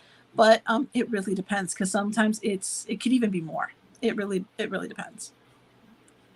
Wow, that is wow. Has anyone ever got buried in a vehicle or something like that in the grave? Not that I've encountered. I've heard of it. There's some famous graves where they've celebrities have been buried in cars. Like I said, they can afford to buy the multiple plots and James Dean pay for the stuff that occurs with it. The encasements and things like that, because it would all be custom at that point. And then obviously, like I said, buying the plots that would actually be able to encase that. You'd have to structure. buy a big. I mean, I know James Dean was buried in his car. I do, but that was more big in the '80s. I think being buried in sports cars and stuff like that. I think as time went on, classic cars. Yes. There's usually a reason you want to be buried in a car. It's not because you really, really love the brand new, Suburban, or whatever. Yeah. I mean, you love that car. That would cost a lot of money. Yeah, that's what I mean. Like, how many plots would you have to purchase in order to actually put that in the ground? And then, they'd have to be doing a custom dig and half of an acre at least to dig it out. So like I said, if you have that money and that's what you want to do, you do you. That's awesome. Spend $50,000 to put in the ground. $50,000. Did they lay you down on the seat, or they just? Or they No. just- No, we I would think you're encased in something. I don't think they just put you on the seat and prop you with the seat. There is some that's, well, how I think it would be done is if you had a larger vehicle and you would just basically put the casket in the back. You know what I mean? Right. Like if it was a Suburban, I think that's how I Yeah. would do it. But some people, obviously, I want to be driving my car. That type of mentality. Now, we would just embalm you a specific way where you were sitting in your car. Wow. No different than being in a I have casket. nightmares now, Jenna. People's in the car. I'm gonna call and text your mom. You know what? Some dude in my dream was driving a car. Just hooked it up there. It was like, oh, with his, If- his saying T-Bird. He was. Mhm. If there's no regulation or law prohibiting it, Why People are would gonna do someone do that? Why? it's a final. Like people that want to be buried upside down, Bro, so you're you leaving can. your body. Your soul ain't there. You ain't driving that car home What to do you stay in mean? the Hold on. ground. Hold on. What do you mean someone that doesn't like they You want ne- to be very upside down? What- You never heard somebody that said, "I want to be Oh. buried," ass up, so you can kiss my ass, like Yes, Oh, Ryan oh. asked that earlier. He goes, "Can you bury me face face down? down. Everybody kiss my ass." Oh, Yeah. wow. Well, it was like that story with Hugh Hefner wanting to be buried face down on top of Marilyn Monroe, like so he could be on top of her. Like into all that was eternity. gonna happen. So, Okay, this is crazy. There's Wow. like There's I said, nothing left of Marilyn People Monroe. plan elaborate funerals and death things like they do weddings anymore, because it's their the final destination, the final frontier, whatever you want to call it. My mother They're like- has an elaborate one. She wants nobody crying. She says, and she's got this put down. She goes, "When you bring me home, Queen better be playing in the background, and you better be rocking the shit out the house." Walt Disney. She Walt wants Disney's Queen in being his own blasted. private. He's in a private. I guess you would want to call it crypt or wow. mausoleum in Los Angeles, Who's that? Burbank, I believe. Walt Disney. He is not Yeah, and cryogenically do you know frozen. that It's Jim Morrison is in France, is in Paris, yes. right? But Walt he's got a Disney beau- is I don't he's know. in California. He's in a family crypt, I want to say. But yeah, it's he's in a, private, he's gated in a off. crypt. Yeah, he is. Yeah. It is. He's Same with gated Michael off. Jackson. Same with Paul Walker. Well, Michael Jackson all the- has. I've seen Michael Jackson's grave. He's got his thing. He's where that stained glass window is, and it's that whole back set, and it's really pretty. Yes, there Beautiful. are guards in there because there's a lot of people that are buried there. Yeah. But my friend actually is a funeral director for that facility. And so when I said, "Hey, what's the chance?" And she's like, "Just don't take pictures. Don't get me in trouble." And I was like, no, I just want to see. And so we went in there and I got to see. I've seen where I've gone up to his grave. I placed a rose and thanked him for all he did for humanity and entertainment. And, There's people that are famously buried where they won't even give you where they're buried, and like they have specific in their thing. Like, look, I want to be put here, but it's not to be known that I'm put here.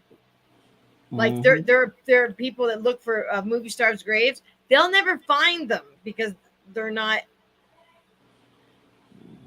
advertised. Is what I should say. Well, they don't want people disturbing their grave, and family want to have that peacefulness. And I understand that, and I respect that. I mean, just I because know they were movie stars and stuff, they still had family that said, "Hey, don't sit there and cry." They're fanatics. Just like I know where Kobe Bryant's buried, but wow. he's not identified. His site is not marked. Wow. Right, that's what I mean. They're not marked. So I could there. literally go there, and I know I remember it to this day for servicing his funeral. I know exactly where he's buried, and I think it's beautiful, and I hope Vanessa continues to keep both him and Gigi unmarked. I think she will because so much happened, and I think that she deserves that. And there's a lot of people who speculate it, and I can't tell you that I know one person that did hit the money on that. They said, I don't know, but it seems like it, and they did their research, and I will tell you that I know one person on YouTube that if he knew that was the case, but something I'll go to my grave with it. I will never divulge. Well, you that. should, because that's your job on the line. That's what they respected. That's what it's they just asked for. it's even in life respect. and death, still respect. Yeah, it's just respect. It's just ethic. It's just I told my sister the other day. She goes, "Are we going to split mom up?" I'm like, "No, we are not splitting mom up." She goes, "Well, I can just put a little. Look, lady, I'm in control. You're not getting any. Look, already she's got people. She's already got ashes in this house that don't belong to any family members here. She's got her Exactly. hands and little. But see, that's going to be number 7 in this house, and you brought her here. I don't feel that you should separate ashes. I think they should all be together. What if that's my mama's eyeball? I think of things. I know. I think I'm crazy. I know, but I think of things. I said, what if you got mama's finger and she needs it? Yep. Well, how do you know? You don't know. It's personal preference. It's personal Exactly. preference. Well, I'm taking some ashes. I'm like, I'd like to see you try it. Doris asked you a question too. This might have been asked while I was not here. Do you dress the bodies? Yes, I do. I give them baths. I do their hair and their makeup. I do That's all what they that. said. You get a final bath. You get, and they still do baby powder in their hair, right? Just in case there's like they used to. Everybody has their own system for Hey, Randy, what's up? and preparation. I'm crazy, Wally. I'm sorry. If this is your first time here, I'm nuts. I'll tell you I am. I'm crazy. Yeah. I don't do baby powder because I have certain other stuff that I use and works better for me.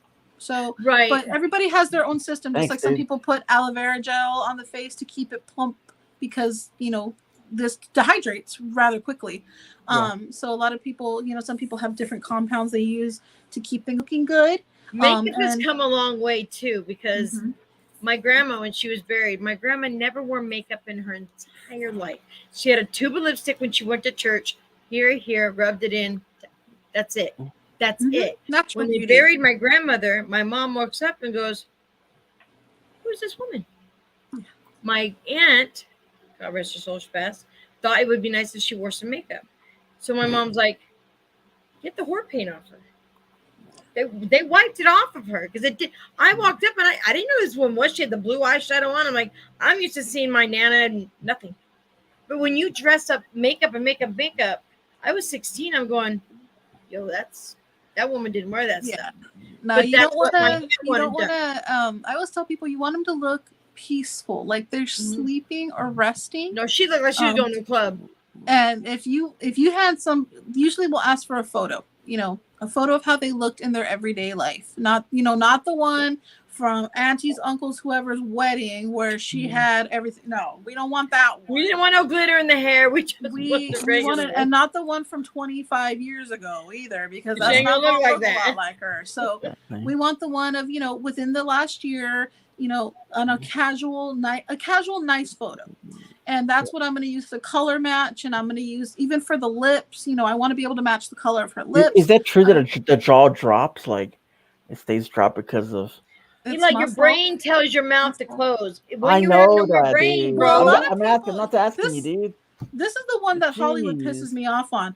Ever seen... You asked me twice today. You ever seen in a movie where they go up to the eyes and go... twice. And go good night with the eyes where they just... Yes. They don't do that. Eyes do not. The eyelids do not. They don't do that. Okay. No, you could hold that down. It's gonna open right back up. Yep. Yeah. We have to put a cap and glue it. That's why back in the day they put the heavy coins over their eyes because the 2 coins. Yeah. Okay. True story. When you go to school, everybody thinks like, all right, I'm gonna try the eye thing, and you'll be shocked to know that it ain't gonna stay. It's not gonna stay. And I've seen people I've seen family members that are like, oh, okay, well, I'm gonna try, and I'm like, it's not gonna stay, don't do it, And then they're sitting there going, why are their eyes still open? And I was like, that's how they pass. So your nerves are no longer controlling your eyeballs. Exactly. And a lot of people they don't think that. They think because you dye your eyes shut. Yeah. Unless you pass with them shut, they're not gonna. It's gonna be it's like trying to push skin in a different direction. So that was the one that I always tell people. I was like, when you see that in movies where they go, oh, good night, no. You try getting anything to move out of a different place than it was when they pass, the moment they pass, and it's going to be met with some resistance. I don't want to rip anything. So, and that's the other thing. You have to be careful because things aren't. The tie from here to here, the nose. Yeah. But just think, you're not alive when they do this. No. Imagine, hey, Christy, imagine being back in Egyptian days when they pulled the organs out your nose. Yeah. Oh. But every embalmist has their own ways of doing the suturing, you know, from to close the mouth, or there's different. Some people like the gun method, where it's literally, you know, a gun, like it shoots a little metal needle type thing in there to kind of hold in placement.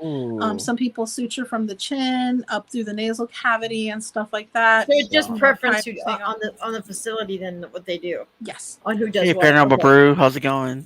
You know, everybody has their, I like this method, it works good for me, and others will say I prefer this method, it works good for me.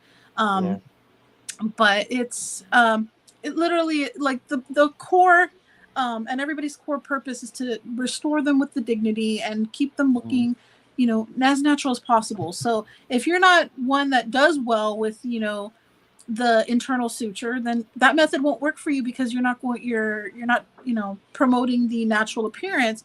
Maybe the suture gun is what works best for you. It may not work best for the next person. Right. So you kind of have to go with your comfort.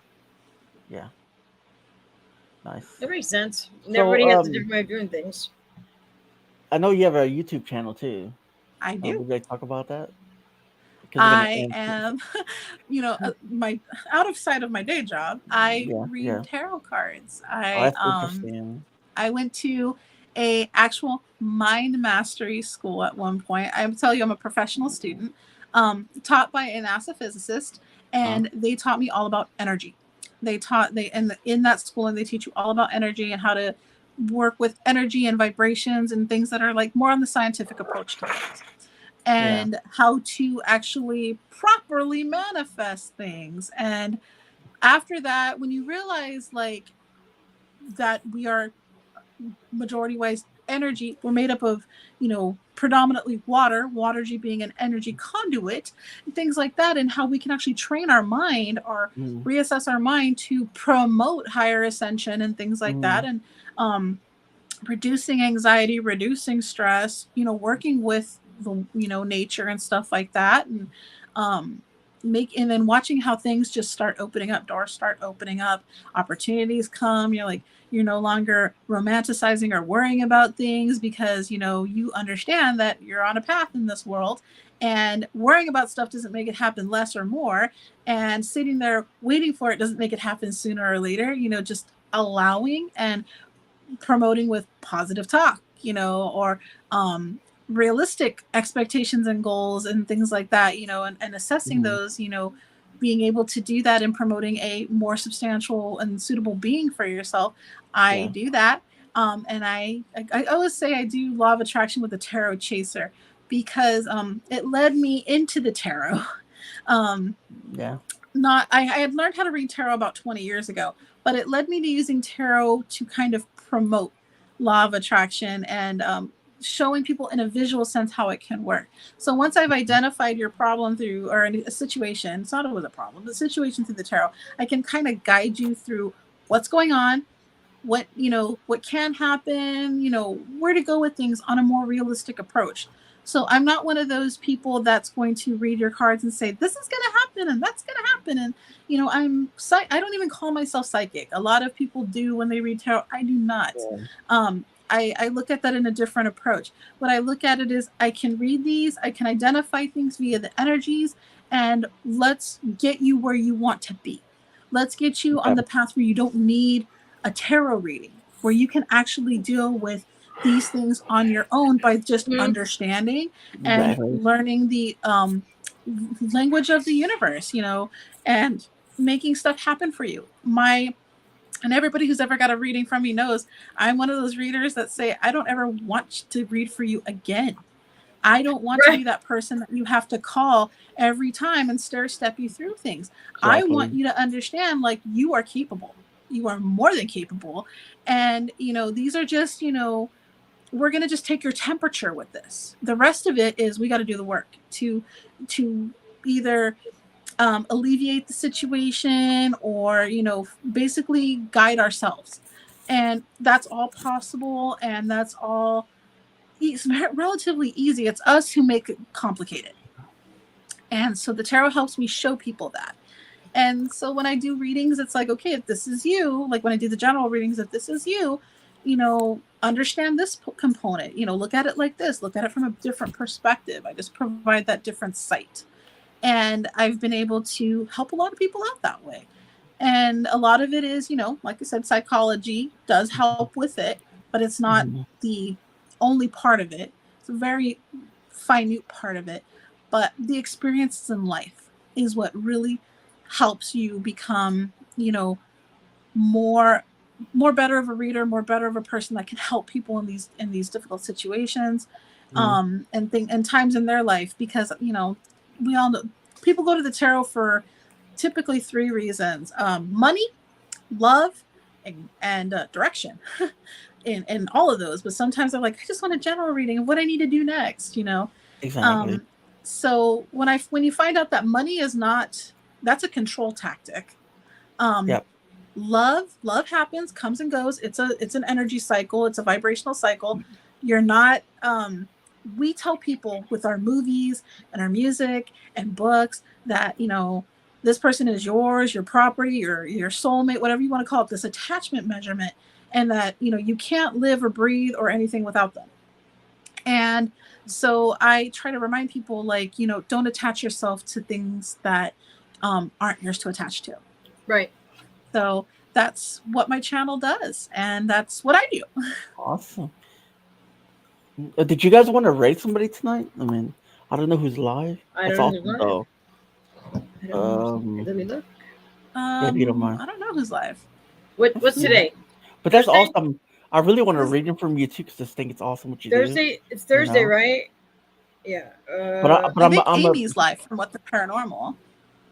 But I'm really private with my readings, because I'm like, I'm not just like. Okay, I don't do want people- generals online. I don't do any personal readings online. Okay, I didn't know. Yeah. Because I keep everything confidential. What you tell me, I always tell you, I'm going to forget it. I'm not going to forget it, but I'm going to forget it. Consider it like that, because that's like me reading your diary. Nobody needs to know that. Exactly. I've had some people's deep, dark secrets, and Patty's I live. will go to my grave with them. It's never worth it to me to sell myself out for the sake of gossip or anything like that. I'm one of those that's like, it's not my information. It's not my life. Thanks, Wally. So that's how I hold it. Nice. Well, I'm glad. I'm glad you came up and shared your story and everything. That's interesting. Thank you for inviting me up. I appreciate it. I loved it. Yeah, me too. It's Even awesome. though I can't deal with blood and stuff, I still loved it. Because I learned something from when my mom died. And I apologize if I got too graphic or too. No, that was good. Really hard to keep it very PG-13. My mom's been sick and she watches all our interviews, so I told her about today. I said, "Mom, interview Mortician." She goes, "You're gonna hear some good shit." I said, "I know. Watch it afterwards." She goes, "I will." And she goes, "Is it gonna be good?" I said, "It'll be good, Mom. You know Eli." She goes, "Yeah, he'll ask those questions." It's tip of the iceberg, but it's more information than you'll get from any Hollywood production or any of the stuff that you can, you got the firsthand ability to ask, know. So, and I always wanted to be a mortician when I was a kid. Always wanted to. I never went through it. I think it's pretty cool. I watch all shows like that, and I'm just like, oh, it's awesome. Like, it's kind of weird, but that's just me. So, like I said, it's got to be your calling. Number one. And number two, it takes time. Even when it is your calling, it takes time. Nobody rushes into it and goes like, this is the greatest job ever. Maybe some do. But I think anybody who's more realistic, it would sit there and they take it, you have instances where you're like, I cannot believe what I just saw. We're not supposed to cry at funerals. We go behind closed doors. We do shed some tears, especially when it's a mother or a father saying goodbye to their child. There's times where you can't help but realize that one day your spouse is going to pass, or you will pass, and your spouse is going to be that person crying at you, or you will be them. Like, you can't help it. It does happen. In time, you learn how to kind of separate it, but you do have those instances. You have those instances of going like, I don't know how I'm still doing this. Some people come out of the funeral industry, go back into it again later. Some people just realize after so long it's draining to them. Everybody's different. Yep, everybody's different. You got that right. Like, Eli's so different from me, but we work. Exactly. Oh shit. And work well. Hey, we joke around with Could you see somebody else with Eli up here? They'd be like, And we joke Yeah, around with this each doesn't other work. too. We need the other I'm girl. I'm over to her. Shut the fuck up, dude. Try to talk. Boom. Shut the Just fuck kidding. up. We Shut joke up. But around. I will Everybody says say, that. You guys, we make you laugh. We make you laugh. But you know what? At the end of the day, if you had fun, we did the interview. Yep. Don't want another Awesome. one. Everybody don't want one. And we're like, that's how we promote.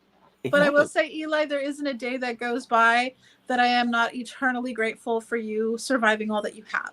Oh, For it's been surviving crazy. Coco Yep. and doing all the work that's taken you to get to the point you are. And I know you're still in stages of recovery Oh and stuff yeah. like No, it's that hard. in many ways. But I, that whole time, and Jax can tell you, like, there was prayers every day, where I was Yeah. like, no, Me I too. refuse. I was I having a little wasn't heart going to down heart with with it. I wasn't God, going down with it. They said you Yeah. weren't coming back. I'm like, no, I'm not. I'm okay. I'm not okay with that one. I'm Oh, not I okay seen a lot when I was gone. I'll tell you that already. yeah. And so it was, every like that's why I say you're our living miracle that we get to Thanks. see, and I know we've lost so many, Yeah, but we have.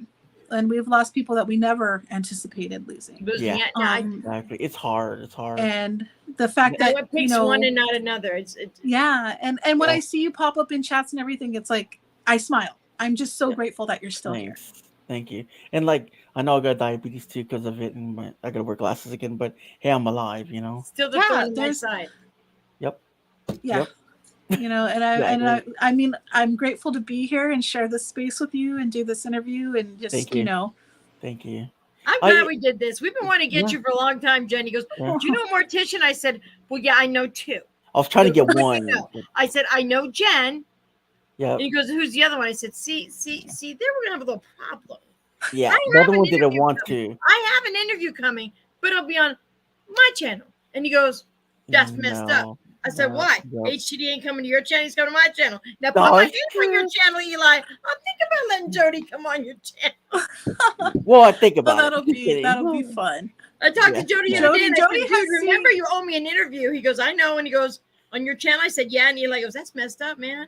Why can't I have him on my channel? Jody will have a completely different experience in the Yeah. funeral. Because I always say that guys and women have different experiences. We take it a little differently. But you know, he will be I think more so. of the technical. God and bless he will you, be more Wally. of the stoicness. And I can totally see his interview being Thank you, fun, Tommy. but in that You don't have like the G thing Yeah. down, and you're like, yo, Yeah. I saw this, and you. Hey, it'll yo, be bro. so He entertaining. said he has made funeral arrangements with people in Wow. life, and then heard their voices in hard, death. yeah. And it's like going, I know that voice. We just had a conversation. Well, I was working on a case with a young boy, Mhm. and I still am in contact with his family to this day because that little spirit still follows me. Whoa. You can't help the spirit. Like people say, well, why does it follow me? There's a reason. His family gave me this because it looks a lot like him. Oh, And that was my precious. gift because I asked them a question one time. I was like, did he ever blankety blank? And they were like, there's no way you could have known that. And I said, well, I experienced that the other day. And the only case I'm working on was your child's. And so to this day, this little man follows me around. And he has kept people that are not good for me out of my life. I kid you not. Like, he is my little, for some reason, this one, I guess because I was there for his mom and I was there for his dad so substantially that he reminds me that I do a good job at what I do. So if nobody else cares about it, he did. And that's my little, he keeps the bad people away. That's I don't believe you know death you're is doing our a final good thing. It Death isn't. is not our final thing. We still have things to do, but just not in our bodies. Yep. I agree. And I always tell people, like, when Fluff encountered him for the first time, he was like, babe, and I was like, yeah, I forgot to tell you about that. I missed you, forgot. Just don't worry about it. Well, he's just become such a normal part of my life that I don't look at it. It's an everyday thing for you. I have to work. Yeah. Mm-hmm. And with my daughters, they were at his funeral, so they're just like, oh, that's, and I won't say his name, but that's him, and I'm like, yeah. And for his birthday every year, I buy a cake for his birthday, and I I put the candle on there and everything, and I call his mom and stuff like that. And That means a I'm lot actually to the going to family. I think it does. I Yep. think I'm it's- actually going to his mother's funeral, or her mother's funeral, his mother's Oh. wedding in Oh, okay. that's awesome. in June. Yeah. Okay. You I don't tell people when they If come she here that passes, I have I'm going to ghosts. her funeral. But no, she invited me to her wedding, and I will Wow. actually be at her wedding in June, or June or July. I don't know. I RSVP'd for it. My Cool. sister's boyfriend moved in here. I didn't know my spirits. He goes, I don't believe that crap. I don't believe that crap. One day he comes to my room really quick. He's all, okay, I know you told me. I'm like, mm-hmm. He goes, I saw something. There's some spirits that aren't as playful and nice. Mm-mm. You know, they're a little more. All mine are, thank God. Grumpy old men become spirits too. And that's what I tell people is that they're not always the D word. They're not always all this bad. Some spirits are just mean. And that's how I you know, how I describe it. I mean, you're going to find ones that want to slam doors. You're going to find ones that are going to move your stuff. You're going to find ones that are going to be a little less nice, and they are kind of scary to encounter. But then I encounter ones that are just like, I call him Sunshine, because he is just like sunshine, and he comes with light, and you can't help that. And, you know, somebody told me I couldn't speak to this little boy anymore. I would tell you you're crazy. And, you know, because I get a lot of people who follow religions that don't promote speaking to spirits and stuff like that. And I always tell them, well, I've been given the gift of discernment, and if that contradicts somebody else, then that's not my, sorry to say, it's what's given to me. That's right. So I try to do it in the most appropriate ways that I can. But I can't always control that. So no, you can't. You really can't. If it's a malevolent or menacing spirit, you know, I just say, clearly you have issues that you need to work out. You got to go, okay? You can't be here. And you need to do that. But, you know, not with me, okay? You know, I didn't do it. I didn't cause your issue. But and then stand on your lawn, old man. Leave me alone. Exactly. Yeah, and that's what I tell people is like there's some grumpy ones out there.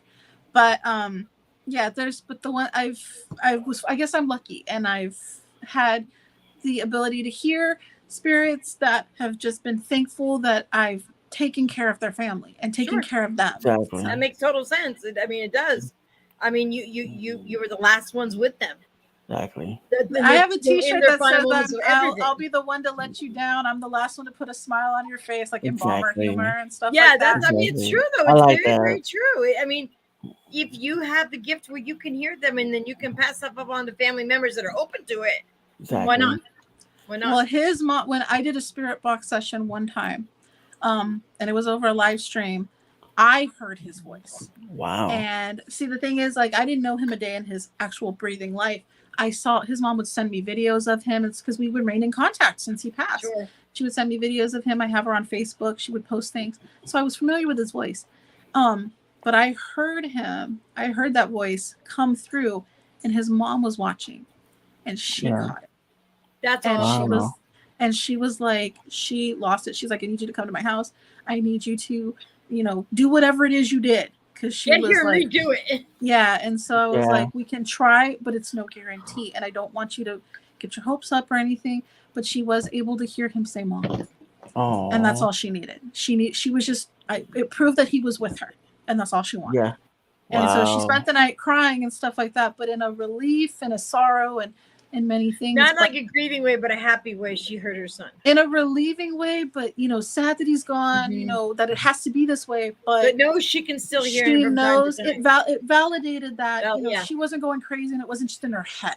Right. Exactly. She wasn't just a bereaving mom hoping that that's what was occurring. She heard she her now son. had the knowledge. Exactly. So.